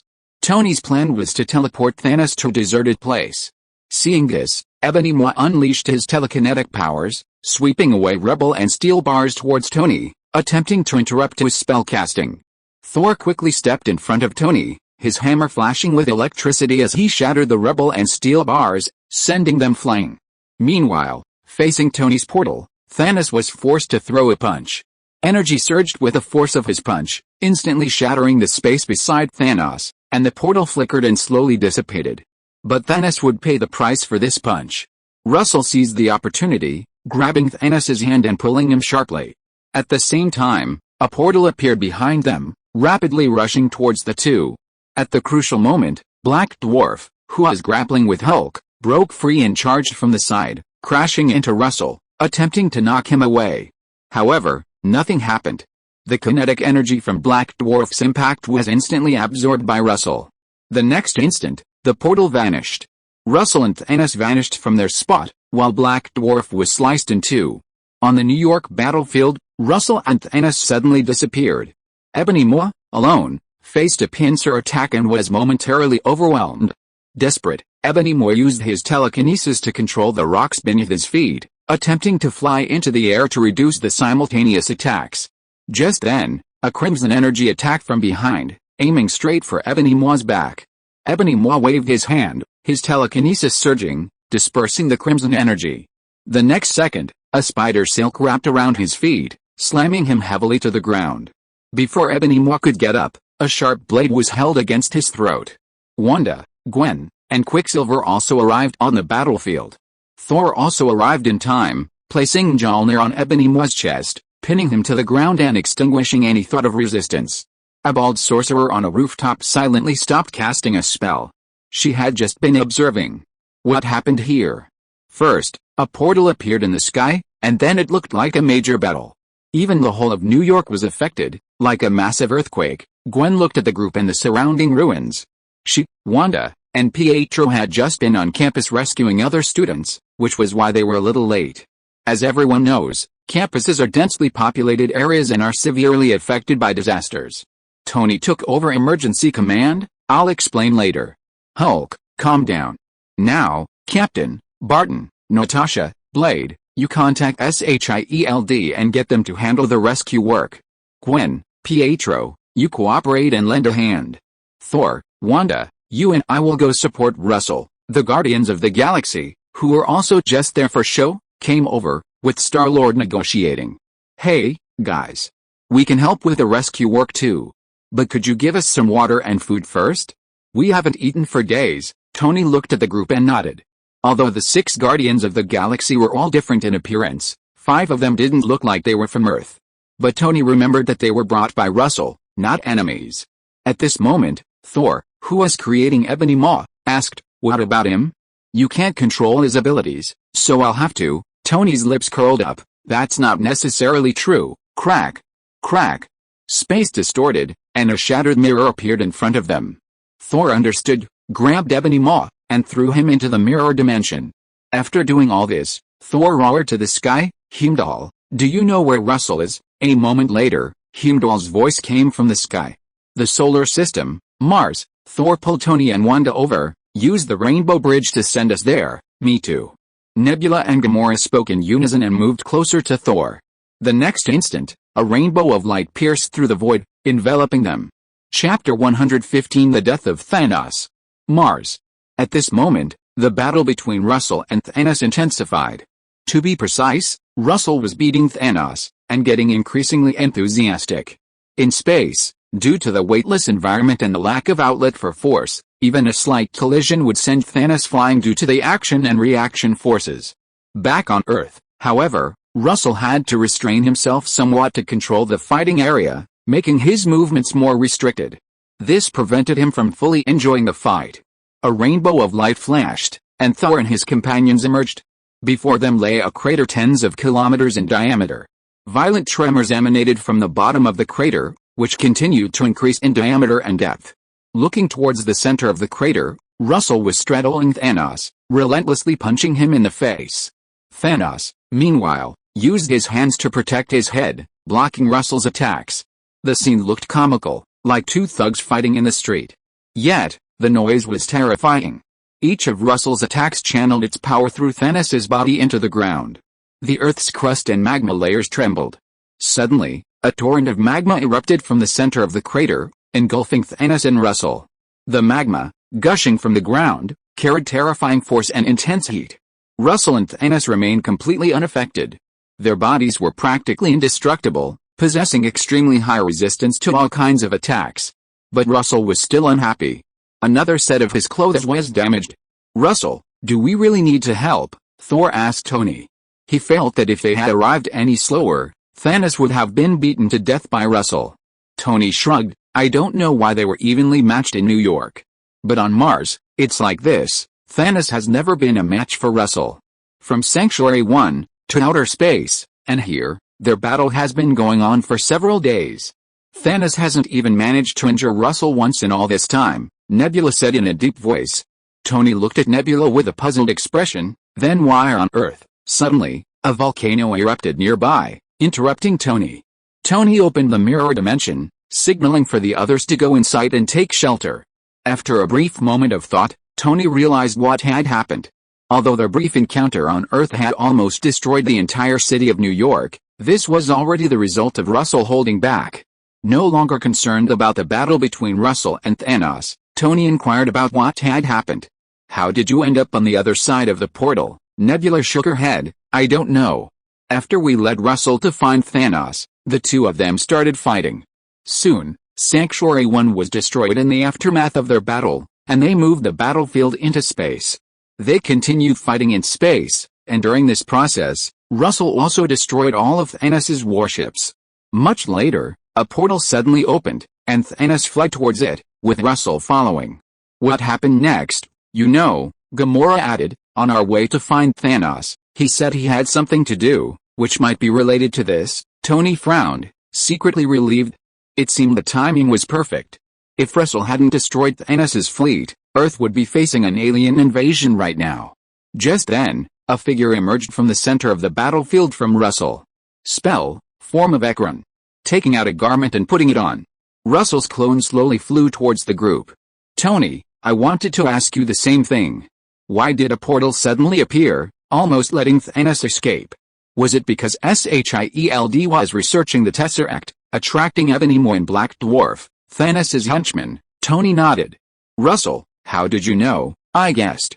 Seeing Ebony Maw, Black Dwarf, and the Tesseract, it wasn't hard to deduce what happened. Russell was speechless.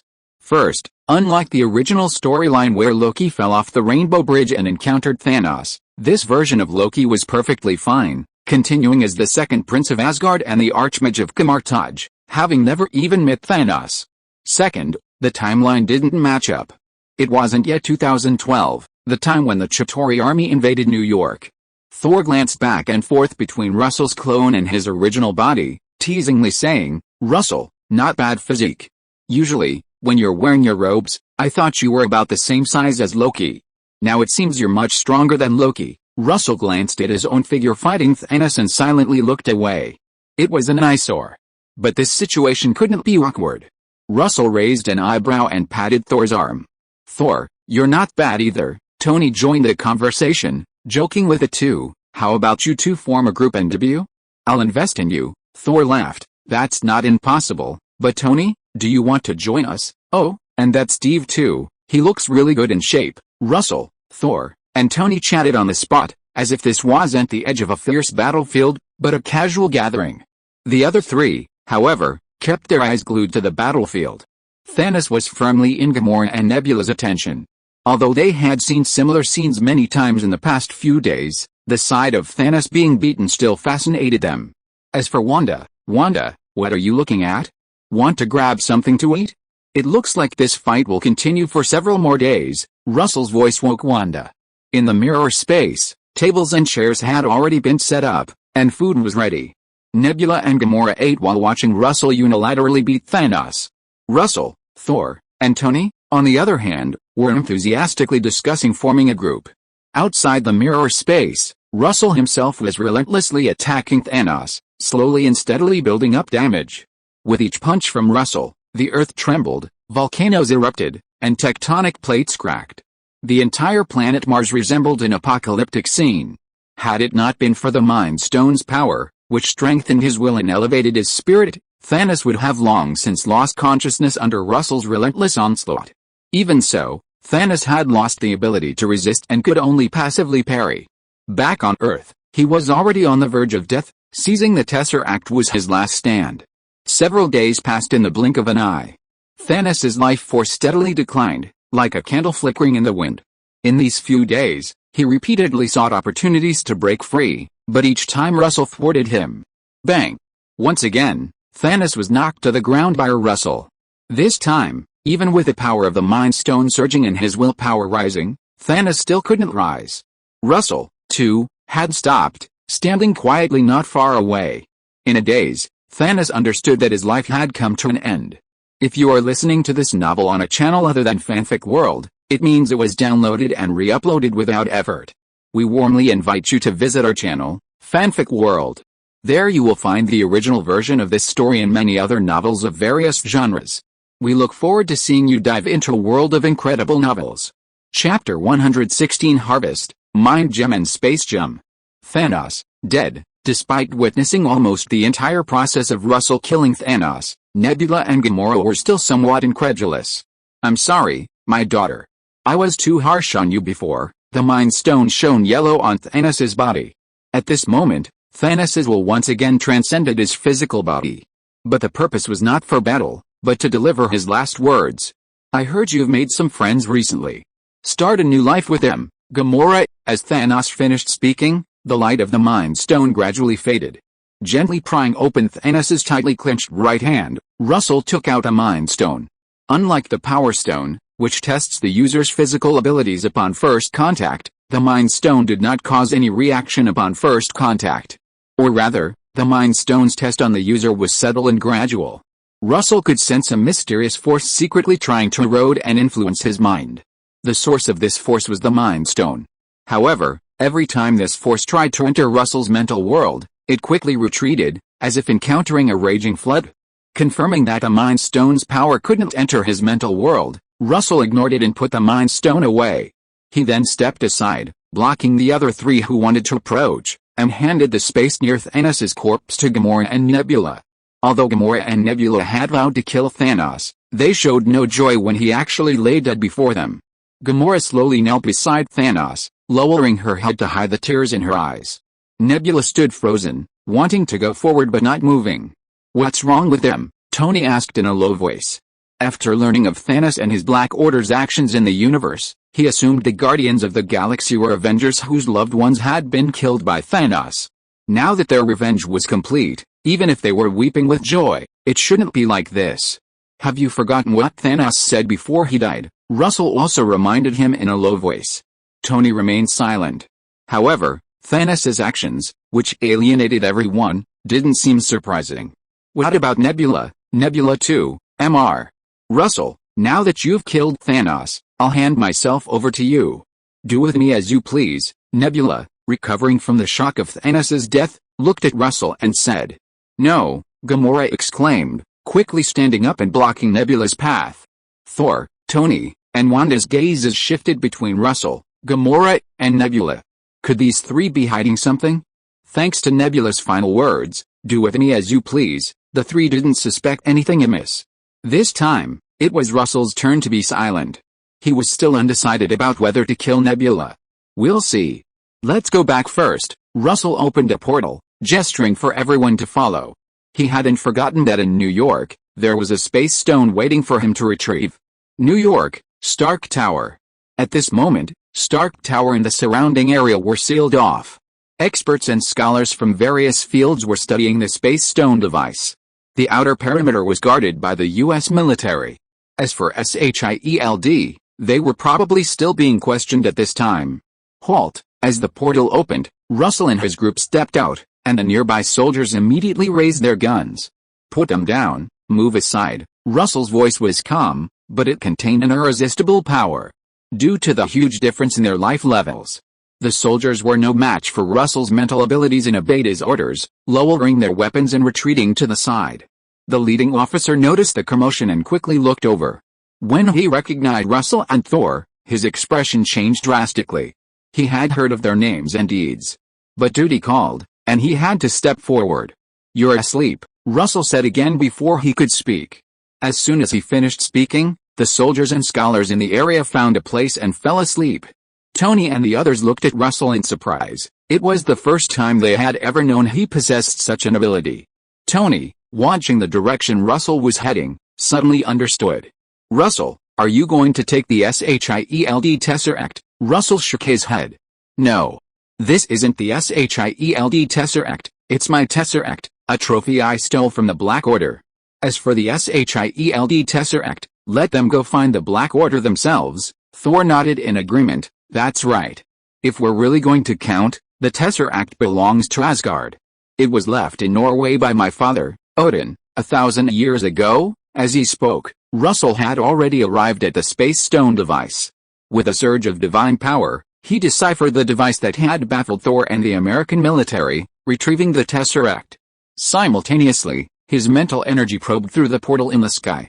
Russell was astonished to discover that the American military not only wanted to seize his spoils, the Space Stone, but also, without his consent, salvaged the wreckage of the Black Order warship he had destroyed. How utterly rude. Divine power surged, and the research team on the other side of the universe, along with the Black Order warship wreckage, fell through the portal. The research team stood aside.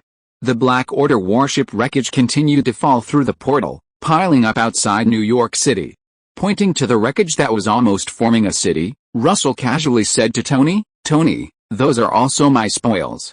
Help me deal with them, don't let them go to waste. It would be best to set up a company or something, under the name Kamartaj. From now on, the sorcerers of Kamartaj must also keep up with the times." These things, while useless to Russell, still couldn't be used by others without his permission. Respect is mutual. Russell didn't believe that with so many cameras in New York, not a single one had captured him and Thanos emerging from the portal. Tony remained silent. Russell spoke so casually, he didn't do any work. How could he know that dealing with officials was always a troublesome affair? Tony tapped his earpiece. Jarvis, yes, sir. Tell Callison that the alien warship wreckage outside New York City is Russell's spoils of war. Have SHIELD keep an eye on it. If anyone moves those things without Russell's permission, he'll be very angry. Yes, sir. I've already emailed Agent Callison. In the blink of an eye, Tony had passed this troublesome matter to SHIELD. Huh? Is Callison in charge of SHIELD now? What about Nick Fury? Russell asked curiously. Tony's tone was somewhat low. After all, they had known each other for a while.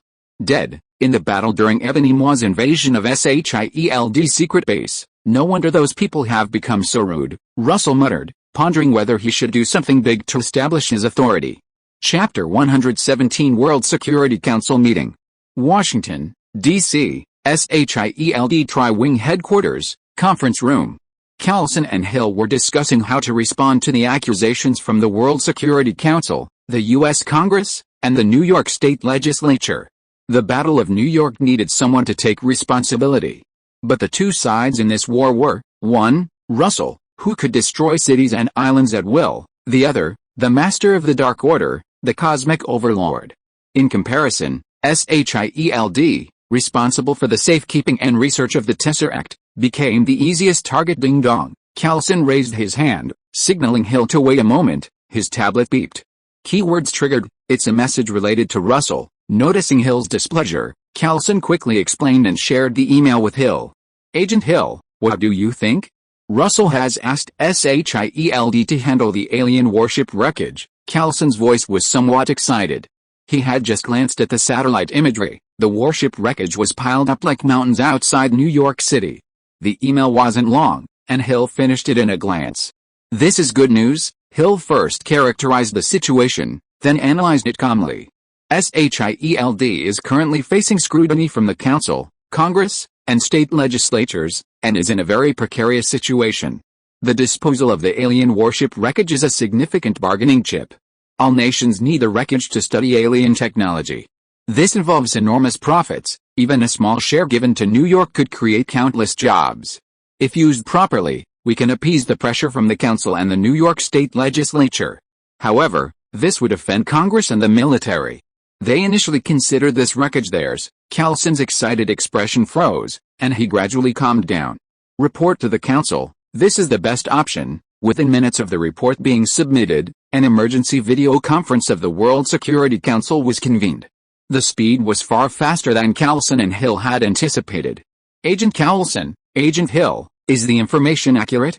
Mr. Russell, there are other arrangements regarding the alien warship wreckage. At the start of the meeting, the representatives from Britain and France couldn't sit still and asked excitedly. The information comes from Tony Stark. Surveillance footage shows Russell and Tony Stark together in New York when the news arrived. Lip reading also confirms this, Callison replied calmly. Hearing this, the other four council representatives, excluding the U.S. representative, beamed with joy. Pierce, the U.S. representative, wore a sullen face. If Russell hadn't intervened, the U.S., with its geographical advantage, could have monopolized the alien warship wreckage.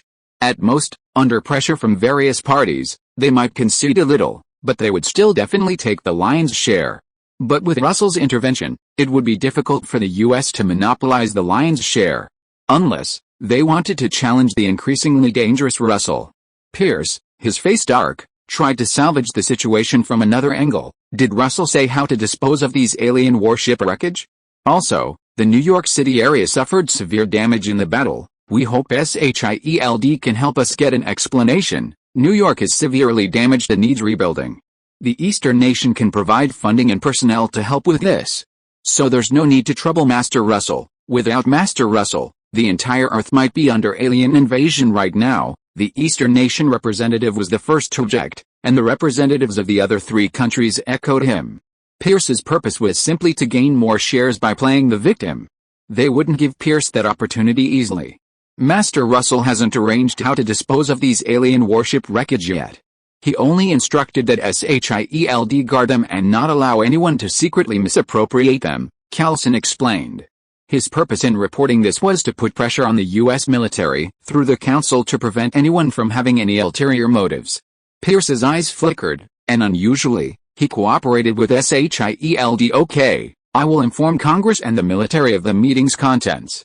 Coulson, you need to find out as soon as possible what arrangements Master Russell has for these warship wreckage." "Yes, Counselor Pierce," Coulson nodded in agreement. Seeing this, Pierce logged off first.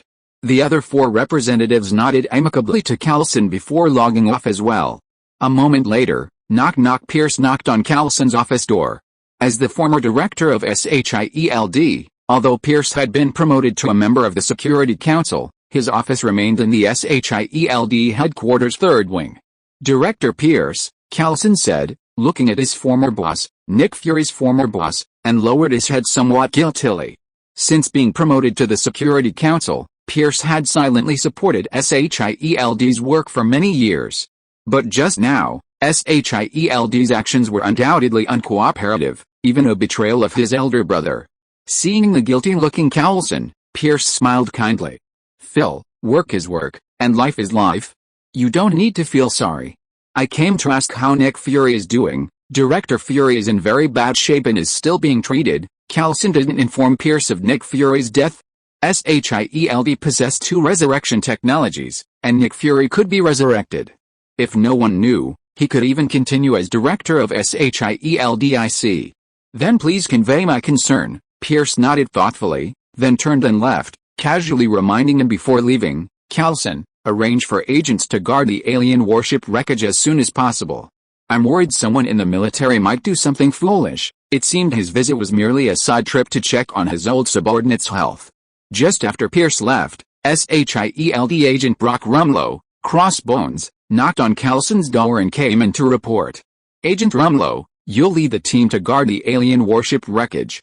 Be careful not to easily clash with the military, but also don't let anyone take it away. Understand?" "Understood, Agent Coulson." Hearing the voice coming from Coulson's office, Pierce smiled inwardly. It seems Nick Fury is dead. And this Coulson is still too green. A simple psychological suggestion was enough to manipulate him. He and Brock Rumlow were both Hydra members. He was even one of the Hydra leaders. In the meeting, he unusually supported SHIELD guarding the alien warship wreckage, because he saw a profit in it. You can guard against anything, but it's hard to guard against a traitor within your own ranks. SHIELD has not only SHIELD agents, but also Hydra agents. After handing over all the matters, Coulson boarded Nick Fury's private director's plane and flew to New York. He was going to stake out Russell at the bookstore to ask him how to dispose of the alien warship wreckage. Chapter 118. Russell, he went to see a psychologist. Nick Fury's private jet, the Quinjet, is a SHIELD, specific combat weapon. Almost all SHIELD field agents are familiar with it, and Coulson is no exception. But this time, flying the Quinjet gave Coulson a different feeling. This feeling was called responsibility. Stepping out of the Quinjet, Coulson went straight to Russell's bookstore. As far as Coulson knew, only a few blocks remained unscathed during the Battle of New York. The block where Russell's bookstore was located was one of them. This couldn't be a coincidence. Entering the bookstore, Coulson looked at the counter. Good luck. According to SHIELD's observations, Russell was usually also in the bookstore when Gwen was there. "Gwen, hello.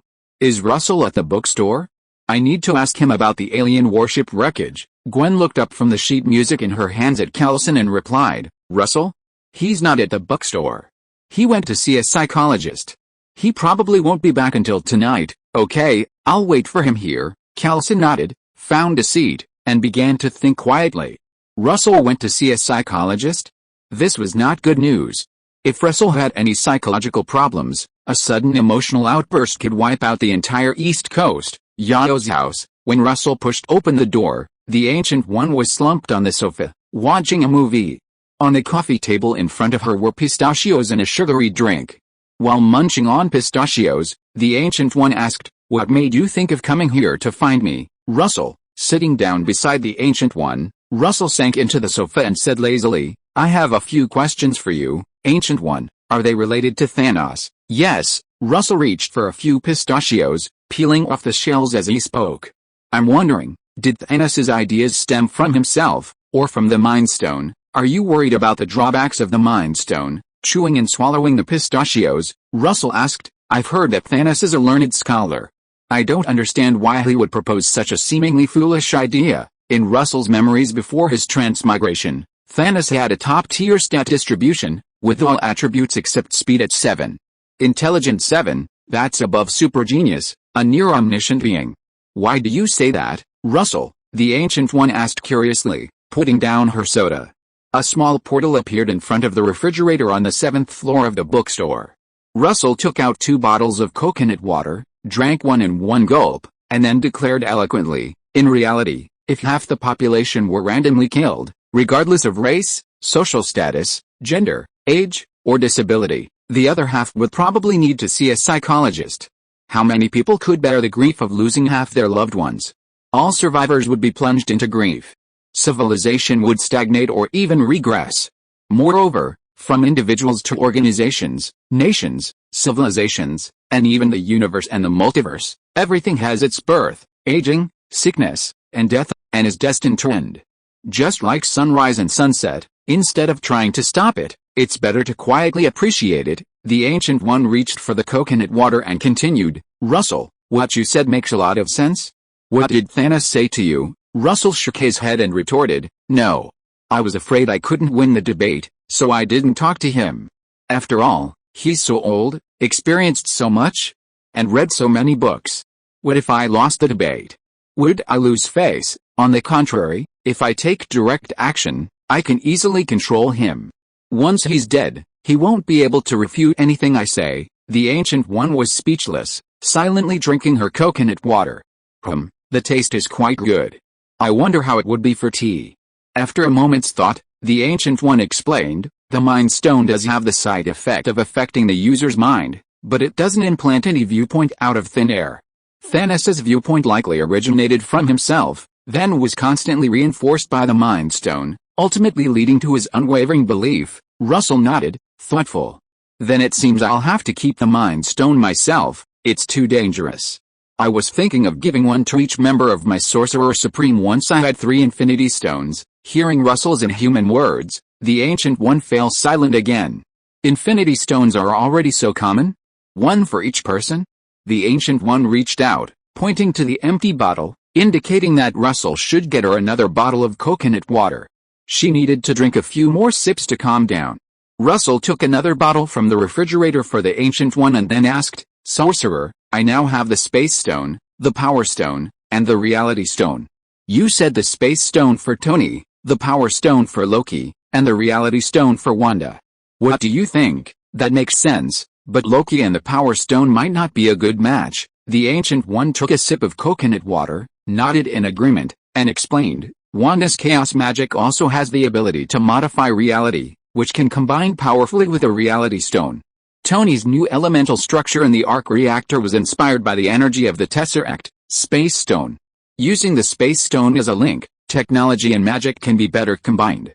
But what about Loki? I think Loki and the Power Stone are destined for each other. Russell answered the Ancient One seriously. When Loki and I went to Morag to find the Power Stone, while we were staking out Ronan, Loki piloted the ship and landed at a random temple. That's where the Power Stone is located. It was just a bit unlucky. Someone took it beforehand. The Ancient One nodded with a strange expression, accepting Russell's explanation. Could this be called fate? This was called being destined to meet but not to be together.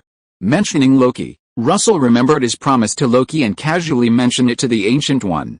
By the way, Sorcerer, Loki wants to learn time-related magic. Can you lend him your books? The Ancient One opened a portal and took out a scroll. Time-related magic? Sure.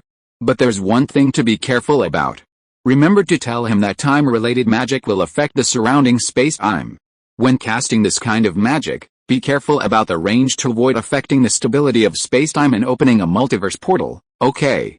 I will tell Loki, Sorcerer. After saying that, Russell was about to get up to find Loki. Wait, Russell, watch the movie before you go. The Ancient One called out to Russell. Russell, you should learn to slow down.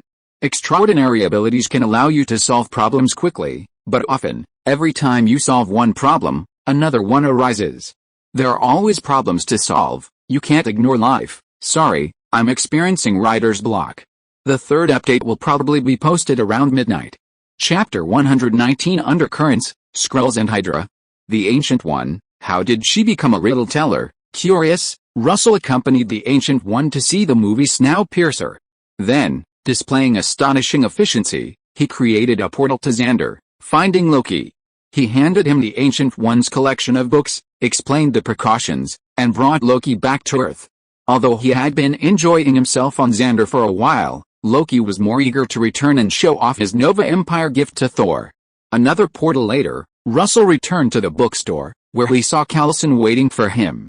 So that's what the Ancient One meant. There's always something to do. When there's a chance to slack off, you have to take it. If I had come back any later, Callison might have gone back, and we could have postponed it until tomorrow. Good evening, Callison. What's up? The bookstore's about to close. Russell greeted Callison with a grin. Having recently hacked SHIELD's Tesseract, he didn't want to kick him out directly. Russell, SHIELD wants to discuss with you the matter of how to handle the alien warship wreckage. Callison perked up, forcing a smile. SHIELD had been very busy lately, and as the de facto acting director, he was under immense pressure. Alien warship wreckage? Didn't I hand it over to Tony? You can just talk to him, Russell deflected.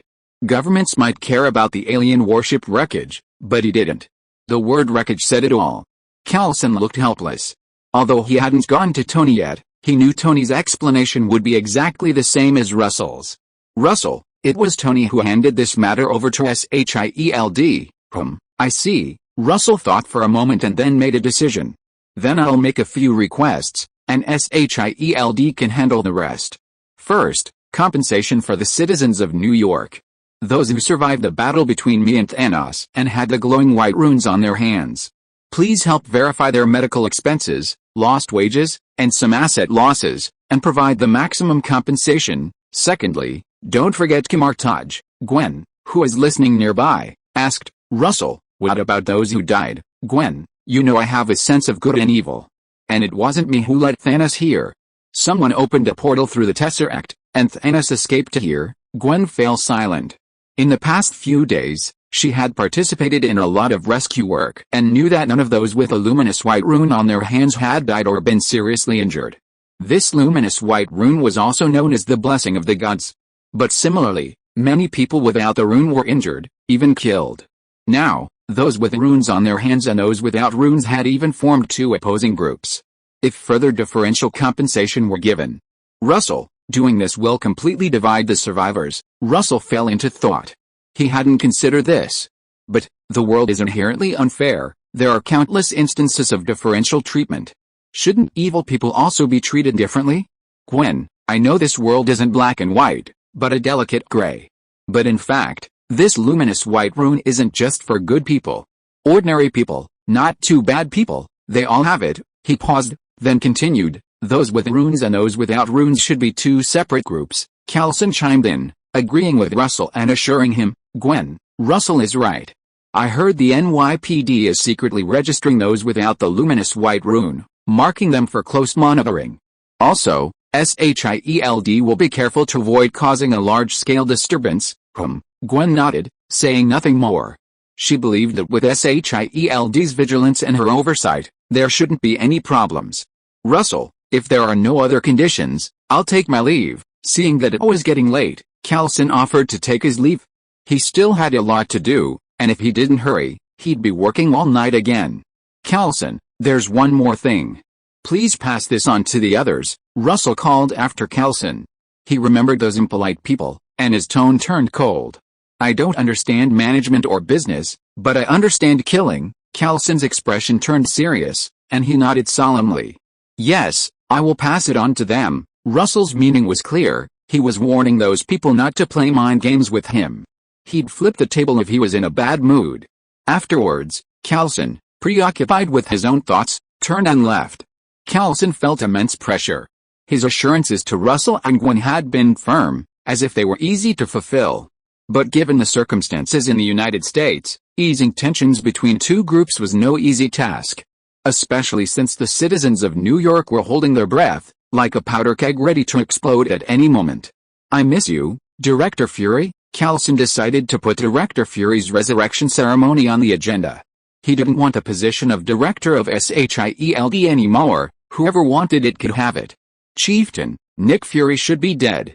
No one on Earth knows we exist anymore. Can we relax the control over the clansmen a little? Can we also put the plan on the agenda? In an ordinary manner, an extraordinary conversation was taking place. Glavik, be patient. We don't fully understand the supernatural powers on Earth yet. Besides, Carol, Captain Marvel, promised to find a suitable home for us. She should return after Nick Fury's death. Let's see what she has to say. Yes, Chief, the man named Gravik, Skrull, nodded outwardly, but inwardly he was roaring. Patience. Patience. Damn Talus, Skrull, I'm tired of waiting. Nick Fury should be dead. That's good news. In a secret conference room, a secret video conference of HIELD members was taking place. The host was Pierce. Thank you all for your hard work these past few days. Cut off the leads that have been exposed, and hide the ones that haven't.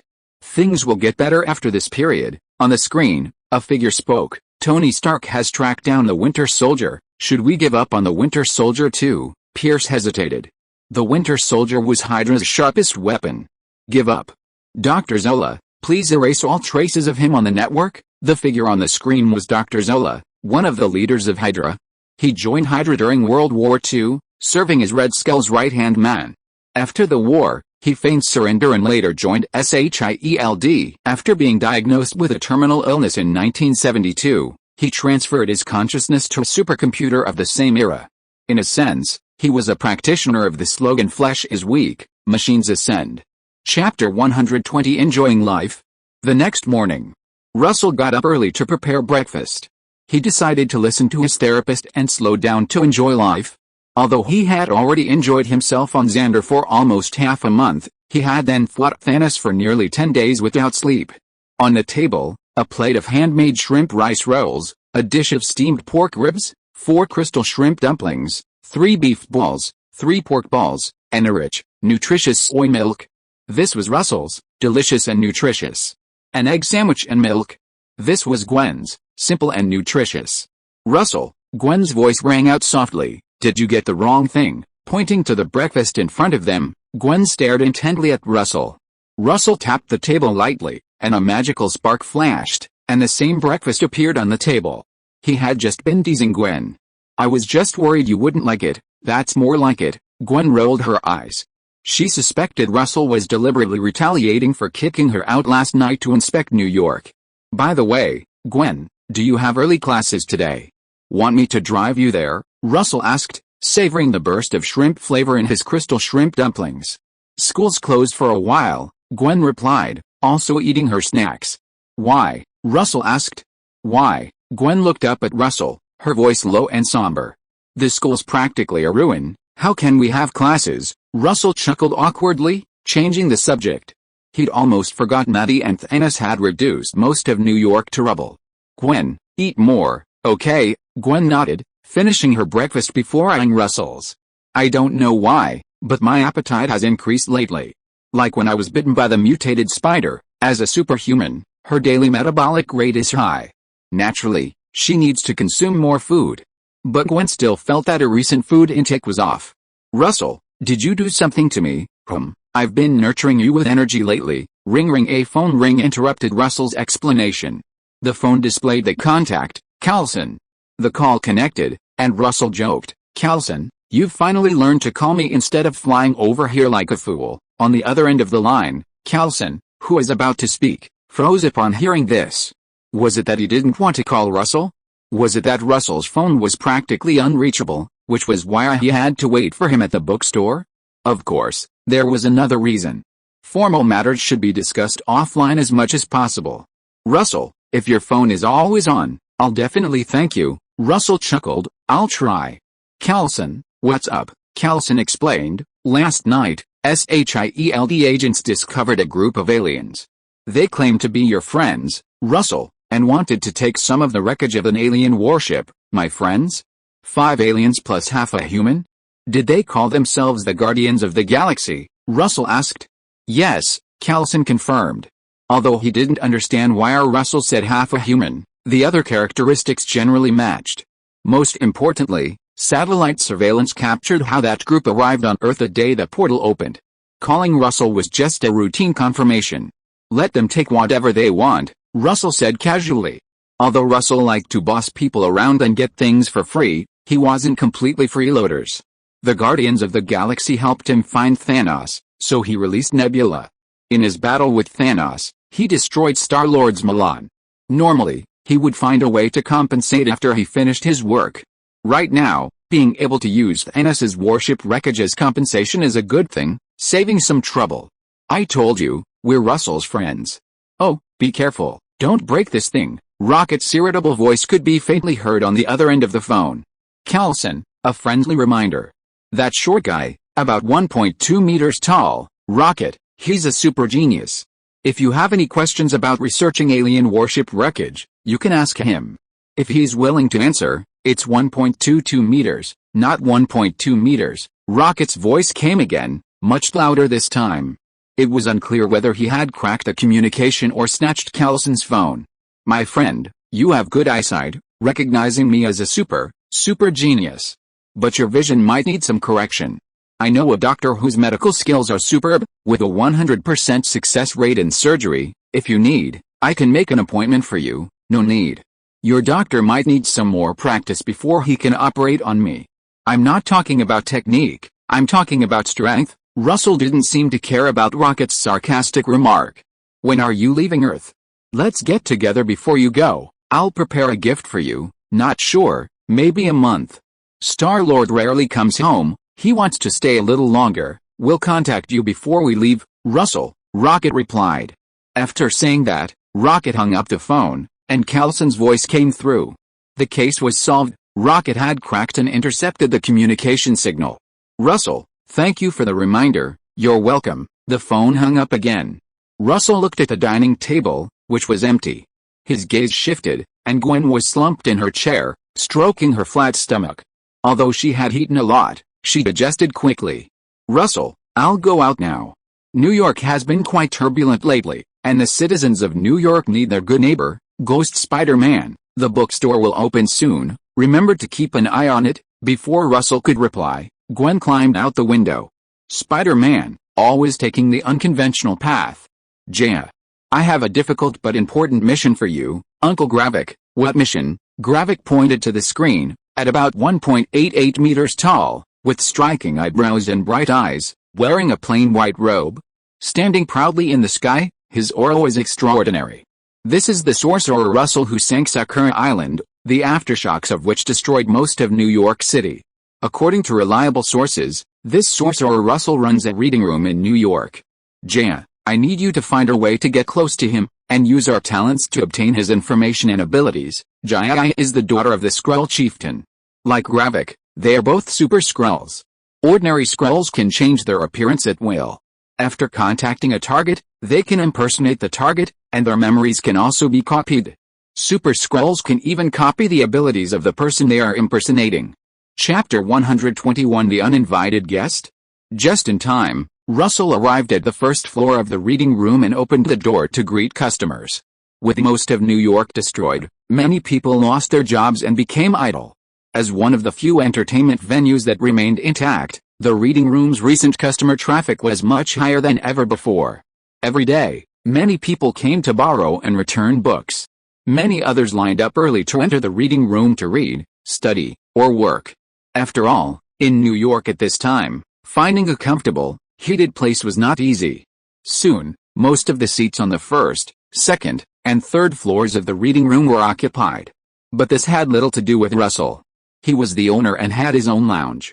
Sitting in the lounge, Russell stopped his lamentations and focused on playing with the Power Stone in his hand. Although he had decided to give the Power Stone to Loki, not now. It wasn't a matter of scarcity but of inequality. He could give it to the three of them together after he got the Reality Stone. Russell had already learned quite a bit about the Power Stone's abilities during the 10-day battle with Thanos, a one-sided beating. He could even mimic the power of the Power Stone, achieving a similar effect. However, what troubled Russell was that his compatibility with the Power Stone wasn't high, preventing him from fully utilizing its abilities.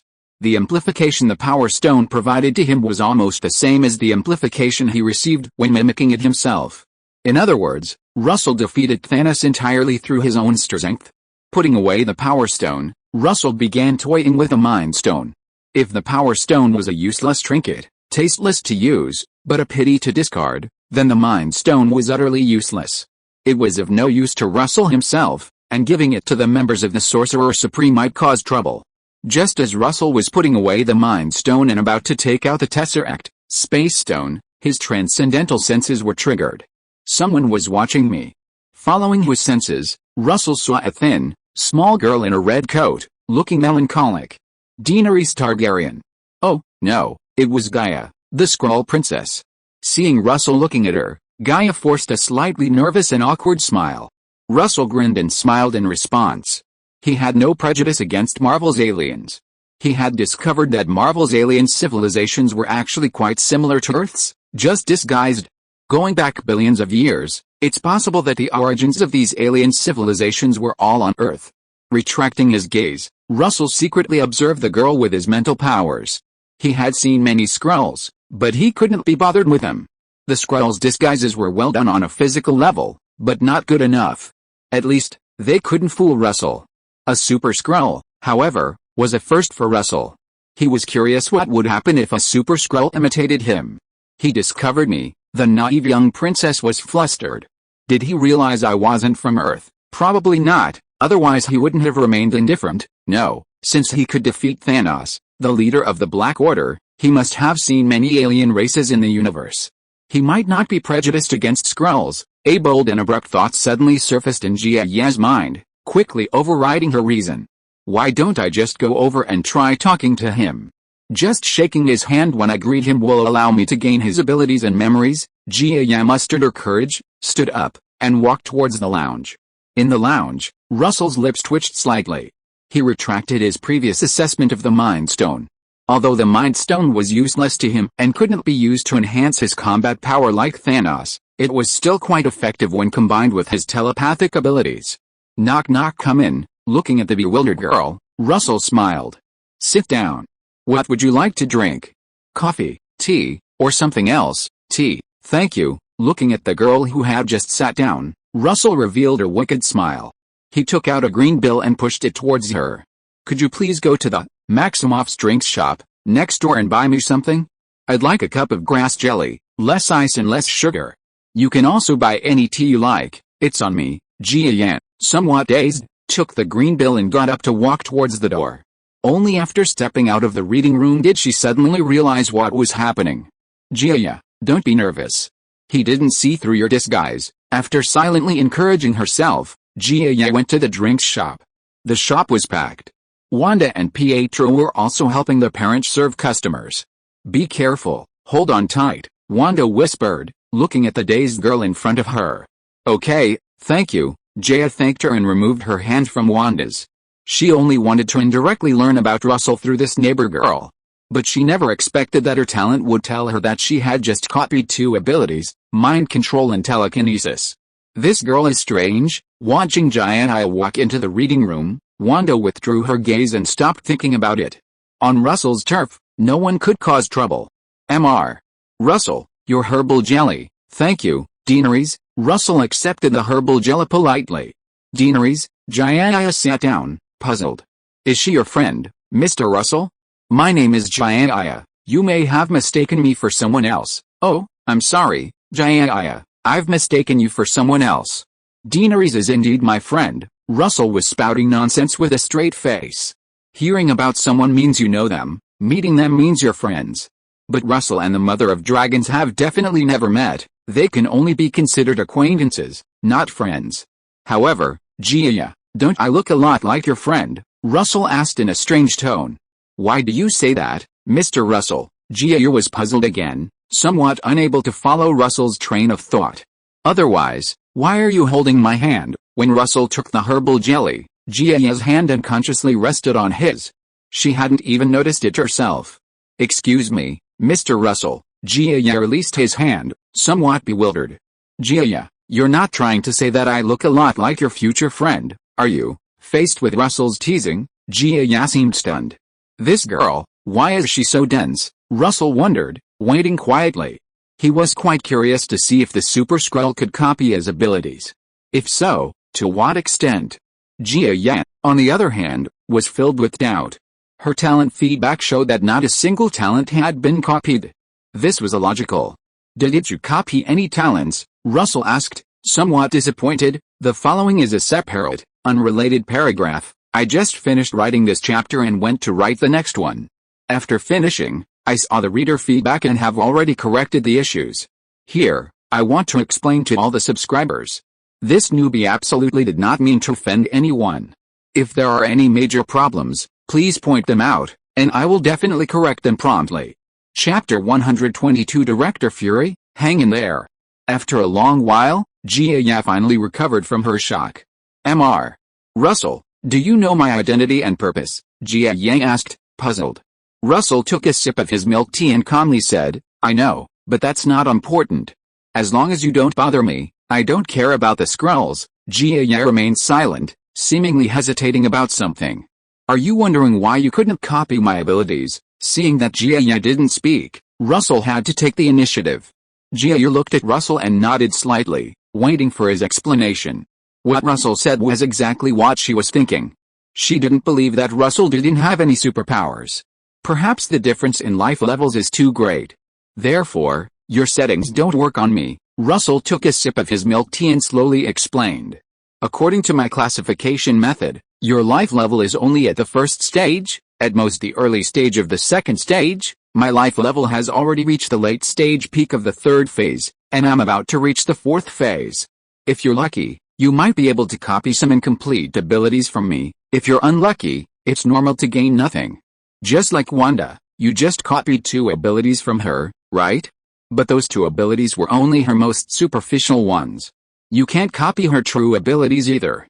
Jia, don't be too superstitious about the Super Skrulls copying talent.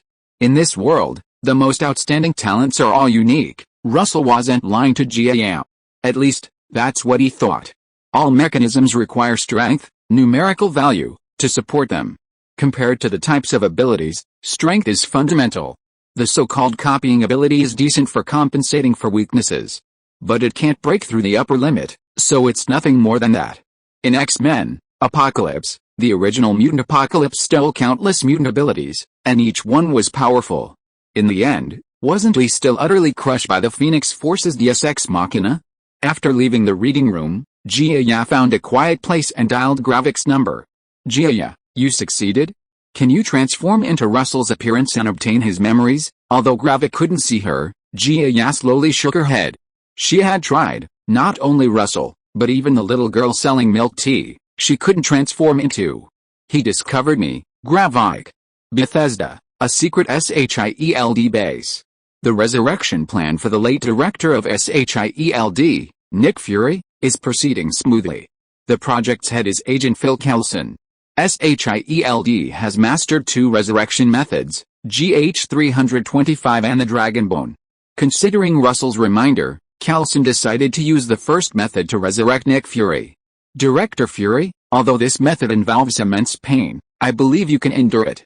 Begin the surgery. With Coulson's order, a top medical team began operating on Nick Fury and injecting GH325. After the GH325 injection, cell regeneration occurred in the wound on Nick Fury's chest. Nick Fury's consciousness suddenly returned. His entire body was paralyzed, and Nick Fury could not move, only his lips could move as he pleaded, "No, stop, please stop." Through the wall above, Nick Fury saw what was happening to him. His scalp and skull were ripped open, and a parallel medical robotic arm was operating directly on his cerebral cortex. The pain seemed to reach his very soul. No anesthesia had any effect. "Let me die, please, please, I really beg you, let me die." Nick Fury's pleading voice moved the medical staff. Perhaps this is a mistake. Who gave the order? Acting Director Coulson. Inside the operating room, Nick Fury's pleas continued. Outside, Coulson encouraged his old boss. "Director Fury, you can do it, hang in there." After a long while, the operating room doors opened. The surgery was successful, but the patient is already immersed in painful memories, unable to pull himself out. If this continues, his mind will break down. Director Fury will definitely hold on. He is the king of agents, the extraordinary leader of SHIELD. Just as Coulson was praying silently for Nick Fury outside the operating room, a beam of brilliant gold streaked across the sky, heading towards the operating room. When the light faded, a woman with shimmering blonde hair, a robust figure, and wearing a combat suit stood beside Nick Fury. It was Captain Marvel, Carol Danvers. Nick Fury, while on the verge of death after being attacked by Ebony Maw, had managed to press Captain Marvel's pager. Unfortunately, Captain Marvel had to fly slowly to get back, unlike Russell who could teleport directly there. "Carol, kill me, Nick Fury pleaded, noticing Carol out of the corner of his eye. "What happened, Coulson?" "What happened to Fury?" Carol asked, noticing Coulson enter. Coulson's answer was succinct and shocking. Commander Fury was tragically killed in the attack by Ebony Maw and Black Dwarf, generals of the Black Order. I used GH-325 to resurrect him. The side effect of GH-325 is immense pain. The director is currently tormented by the painful memories of the surgery. Carol looked at Nick Fury on the operating table, a flicker of pity in her eyes. After more than a decade apart, she hadn't expected her old friend to suffer such torment. Drawing on her own experience of being brainwashed by the Kree and ultimately regaining her memories, Carol encouraged Nick Fury. "Fury, hang in there. Overcome your memories, control them. Believe in yourself, you can do it, I can't. Kill me, please, Carol. Kill me, Director Fury, just a little longer. I'll arrange a memory transplant surgery for you immediately. After the surgery, you'll forget these painful memories." Seeing Nick Fury's will to live waning, Coulson quickly comforted him. Carol frowned. Because of her own experiences, she was averse to memory transplants. But seeing her friend's pain, she wouldn't object unnecessarily. Fury, after all, wasn't a strong warrior. After a silent sigh, Carol left the operating room. When Coulson came out, she asked, "And then? Did the Black Order slaughter half of Earth's population?" "No," Coulson shook his head. "We captured Ebony Maw and killed Black Dwarf. The Black Order won't let this go. Its master, Thanos, is far more terrifying than Ebony Maw and Black Dwarf." Carol's tone was worried. Although she was confident in her own strength, she still felt powerless against such a behemoth as the Black Order. There was another powerful superhuman warrior on Earth. His name was Russell, and he killed Thanos, Coulson added. Thank you to the cat for the generous donation Cap. If you are listening to this novel on a channel other than Fanfic World, it means it was downloaded and re-uploaded without effort. We warmly invite you to visit our channel, Fanfic World. There you will find the original version of this story and many other novels of various genres. We look forward to seeing you dive into a world of incredible novels. Chapter 123 Panel Upgrade. Before Captain Marvel, Carol learned of Russell's existence from Coulson. Russell already knew she had returned to Earth. A beam of photon energy with such a large energy fluctuation, traveling from outside the solar system straight towards Earth, was hard for Russell to ignore. However, although he noticed Carol, Russell didn't pay her much attention. Carol's combat power was average, she had no intention of destroying the world, and she wasn't a dimensional lord, so she didn't have any magical energy to exploit. There was nothing to focus on. Regaining his attention, Russell continued to assess his gains, the Tesseract, and the space stone within it. Russell had also mastered quite a bit of spatial magic, portals, mirror spaces, spatial distortion, spatial folding, and so on. He even created a personal dimensional space to store his clothes. After all, Russell didn't have a battle suit. In high-intensity battles, clothes would inevitably tear. It seemed that Russell possessed all the abilities of the Space Stone. But the difference lay in the intensity. The Space Stone could greatly enhance Russell's spatial abilities, faster teleportation speed and easier casting of abilities. These three Infinity Stones are all divine artifacts, Russell sighed, shaking his head with regret. Unfortunately, their effectiveness in my hands will be greatly reduced. Indeed, Russell not only lacked a suit of armor, but he also lacked weapons. Or rather, his upgrade speed was too fast, suits and weapons couldn't keep up with the version. Even the Infinity Stones. For the first time in a long time, Russell opened his attribute panel and looked at the description. Description: upgrading in progress, estimated upgrade time 9 months, 3 days remaining, starting in February, Earth 404, New York time. It was already November 6th. The panel upgrade was nearing completion. And was 3 days a long time? When events were frequent, 3 days was a long time. When nothing happened, 3 days was a short time. Out of consideration for Earth, Russell changed locations before the panel upgrade. Mars, the crater from his battle with Thanos. Russell sat quietly, waiting for the panel upgrade to complete. Practice makes perfect. This was his 3rd time, and he was quite experienced. Deep Blue, open name, Russell, Ancient God, attribute points. 1557-4396 Divine Body. 5 Talent 1 Energy Absorption, can absorb any energy and convert it into attribute points. Talent 2 Attribute Transfer, attribute points can be used to enhance the Divine Body. Description, none. Russell took a deep breath. Deep Blue, add points. Attribute points -3 million, Divine Body +1. The consumption and increase rate of attribute points are still proportional. Essentially, it's still 1 attribute point corresponding to 10 kilograms of strength. The next moment, Russell waved his hand, opening an energy channel and taking out 2 billion units of crimson energy from Mephisto stored with the Ancient One. The crimson energy flowed continuously from the channel, entering Russell's body. Instantly, it disappeared without a trace. At the other end of the channel, the Ancient One's gaze fell upon him. Seeing it was Russell, she smiled meaningfully and nodded. Russell didn't respond to the Ancient One, he was focused on the flow of crimson energy. After the panel entered the 4th stage, Russell finally saw how magical energy was converted into attribute point energy.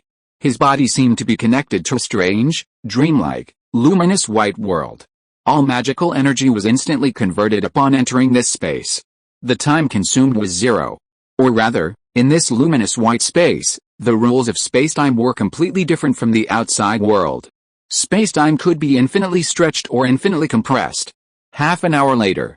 Attribute points +2 billion. The crimson energy from Mephisto was completely absorbed by Russell.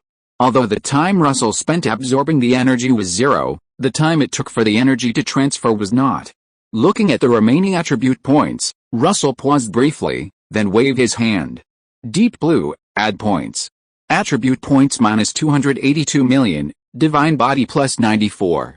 Terrifying power flowed through Russell's body. This was 1,000,000 tons of pure physical strength. If divine power were added, it would increase exponentially again. A sudden urge surged within Russell to punch Mars. He'd attempted to destroy a planet twice before, but that was using his talent, energy absorption, to draw upon stellar energy. Russell noticed something. The description panel was still empty, no upgrade prompts. A thought crossed his mind. Attribute points -3 million, Divine Body +1. The panel was at stage 4, the Divine Body's cap wasn't 100 anymore? What would it be? Russell looked at his remaining 1.7 billion attribute points and smiled confidently. Deep Blue, continue adding points, attribute points. 574,396, Divine Body. 676, silence filled the Cambridge tonight. Russell never imagined that after more than a year of arduous struggle in the Marvel Universe, he would return to the situation he was in when he first transmigrated. Not enough, attribute points were simply not enough. The Ancient One still had billions of magical energy. With a thought, Russell opened the Ancient One's energy warehouse, re-established an energy channel, and began drawing energy. The Ancient One, naturally, discovered Russell's energy theft immediately. Is Mephisto's energy insufficient? The Ancient One didn't stop Russell, but asked with a hint of doubt. She had calculated the energy required for Russell's upgrades at each stage. In her calculations, around 300 million units of energy should be enough for Russell's current upgrade. A little bit short. 10 minutes later, seeing that Russell hadn't stopped extracting energy, the Ancient One asked, a little bit, Russell replied seriously. He guessed that the limit of the Divine Body should still be a multiple of 10. That would be more consistent. A moment later, Divine Body 1001 successfully broke through the 1,000 point mark. A little bit, the Ancient One asked again. Maybe 1 trillion, Russell replied. Then, he stopped extracting energy, leaving the Ancient One with several hundred million units of energy for combat. Continue, the Ancient One urged, seeing Russell stop extracting energy. If there's a battle, I'll leave it to you, sorcerer. You're not thinking of skipping work, are you? Russell snapped out of his daze, wary. He'd just taken a giant leap on the path to invincibility, and hadn't had his fill of revelry yet. To be able to roam freely across the multiverse, he'd even gone to the trouble of dealing with Thanos, this unstable element. Sorcerer, although I promised you I'd succeed as the Sorcerer Supreme, that'll have to wait a few more years. I'm still young and need experience, until Tony, Wanda, and Loki grow up. The Ancient One chuckled and shook her head. Don't worry, I'm not in a hurry. Why would I skip work if you just did the work for me? Hearing the Ancient One's assurance, Russell felt relieved and continued drawing energy. Finally, attribute points. 26 2800, Divine Body. 1122. The previous 2 chapters have been slightly revised. Some readers who have been following the story might not have seen them. This is a reminder. Chapter 124 Another Gwen. The Cheyenne star system in the Big Dipper. In the Cheyenne system of the neighboring Earth-65 universe, when Russell demonstrated his power to Spider-Man, he used stellar energy to shatter an uninhabited planet. Earth-404 universe was no exception. Looking at the planetary debris ahead, Russell turned and left. He had just further tested his divine body. It was impossible to destroy a planet on its surface using only physical strength. A nail can penetrate a cake, but to destroy the entire cake, volume is more important.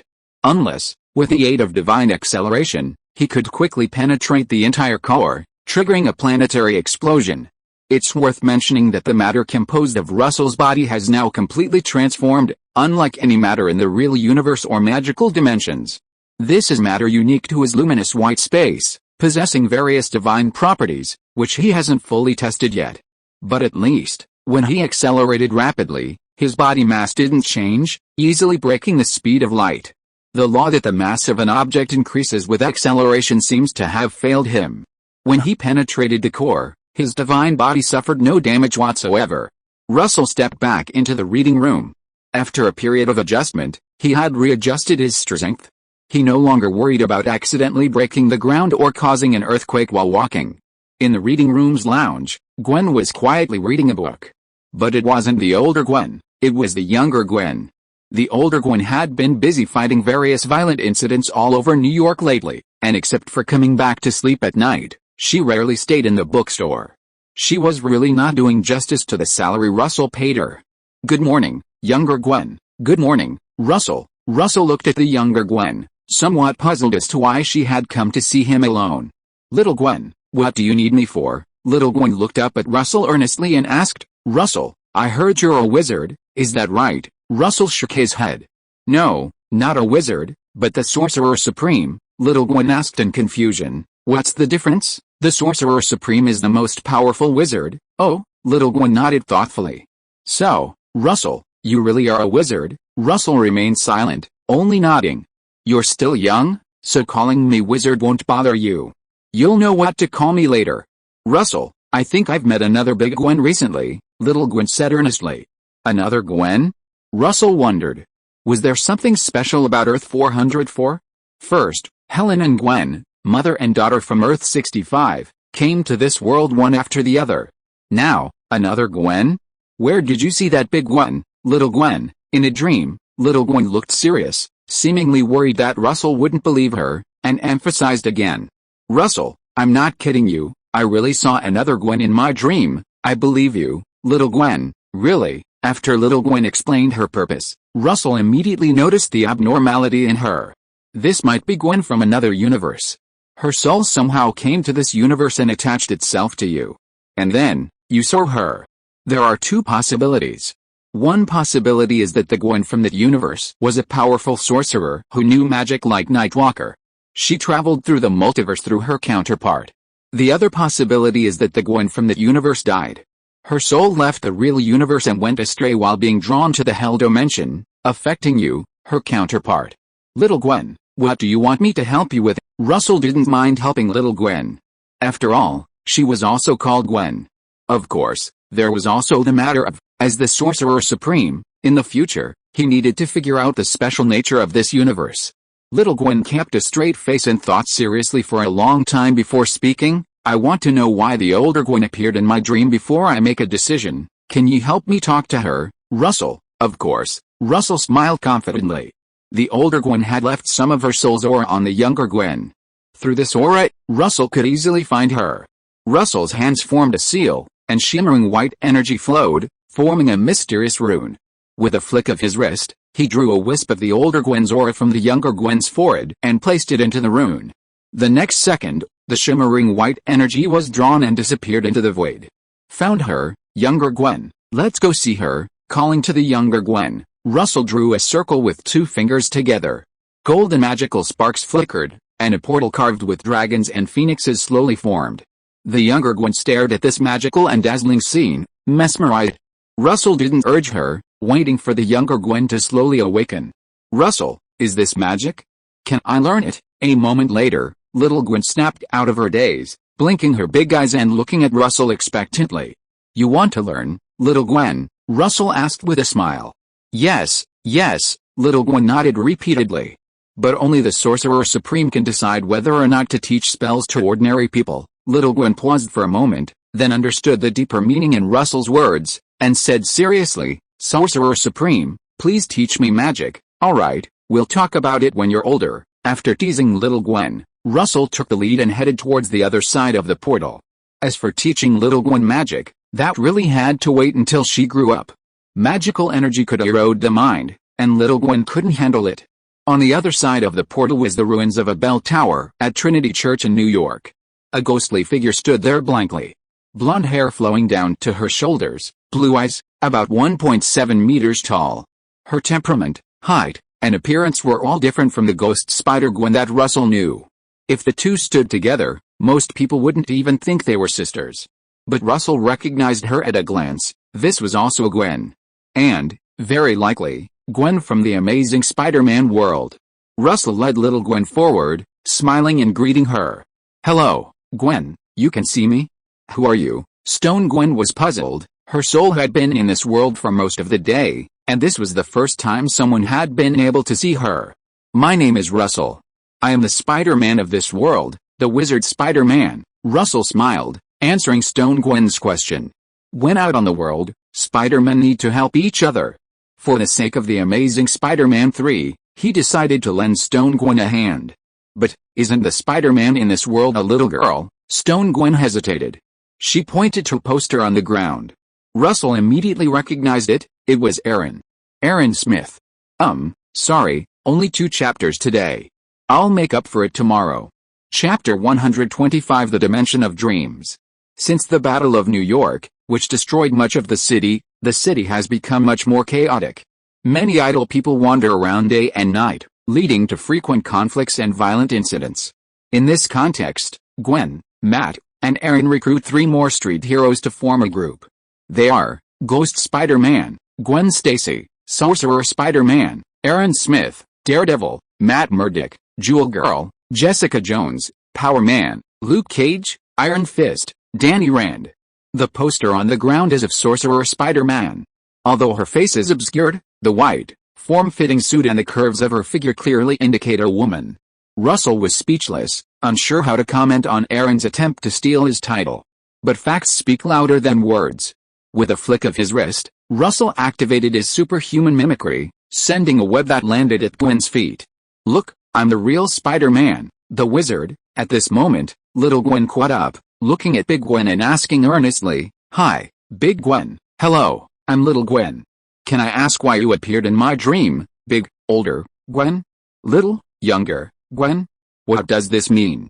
Are you me when I was a child? Stone Gwen looked down at little Gwen, puzzled. She didn't remember a major earthquake in New York when she was young.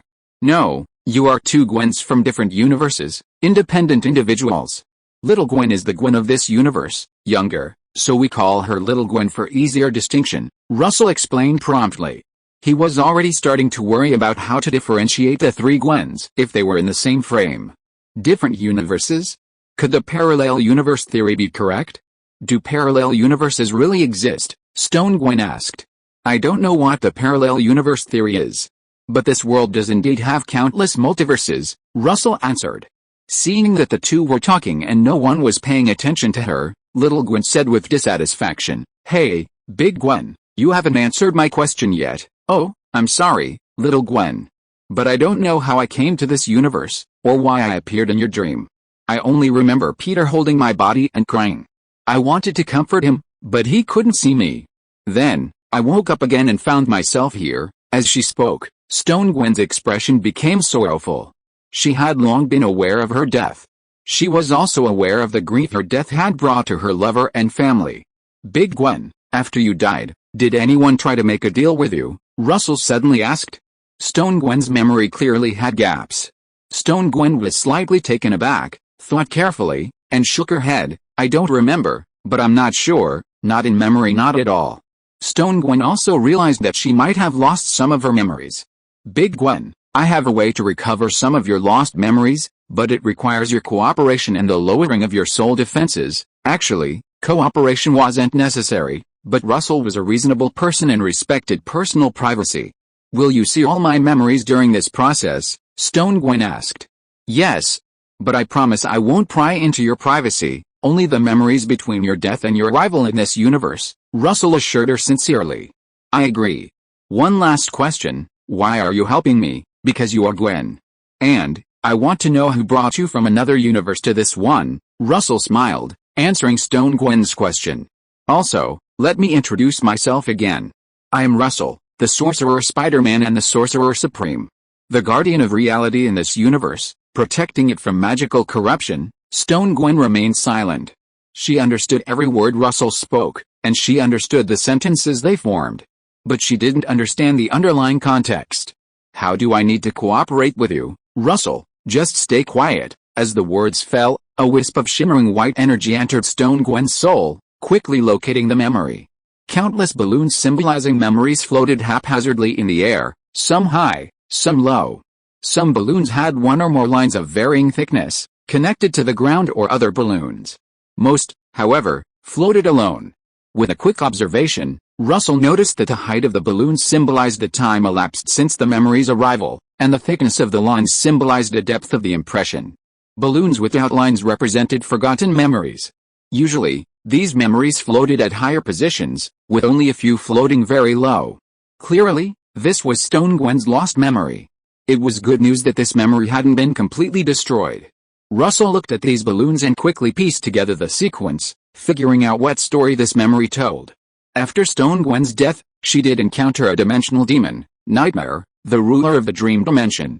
However, Nightmare's intended trade partner wasn't Stone Gwen, but the amazing Spider-Man. After spending some time in the real universe, Stone Gwen's soul couldn't withstand the strain and fell into a state of confusion. On her way to the Hell dimension on her own, Stone Gwen's soul was intercepted by Nightmare, who took her to the dream dimension as a bargaining chip to entice the amazing Spider-Man into trade. Afterward, Nightmare injected Stone Gwen's soul into Little Gwen through a dream. Throughout the process, Stone Gwen's soul remained in a daze, passively receiving information. It only slowly recovered after entering Little Gwen's body. This also explains why she had no memories. After confirming that there weren't any major problems with these memories, Russell considerately helped Stone Gwen reconnect. This way, he wouldn't need to explain further. "Alright, Big Gwen. I've helped you recover your memories. Organize them yourself." Retracting his shimmering white energy, Russell stood aside, quietly waiting for Stone Gwen to sort out her memories. He ignored the curious look in Little Gwen's eyes. "Russell, Sorcerer Supreme Russell, okay." Russell still had to explain again. "Russell, do you know what the deal between Peter and Nightmare was?" Stone Gwen asked worriedly. Little Gwen also perked up her ears. "It's nothing more than getting Peter to serve him, or giving him something, in exchange for your resurrection." "Then why?" Stone Gwen looked at herself, her meaning clear. Why hadn't she been resurrected? Devils are not trustworthy. It's very likely that Nightmare took advantage of a loophole, and to save trouble, threw you into this universe's Little Gwen's body. End of this chapter. Thank you so much for reading until the end. Don't forget to give it a like. Looking for more exclusive content and immediate access? Subscribe to our Patreon. Remember, every like, subscription or donation encourages us to continue. Thank you all. See you in the next video.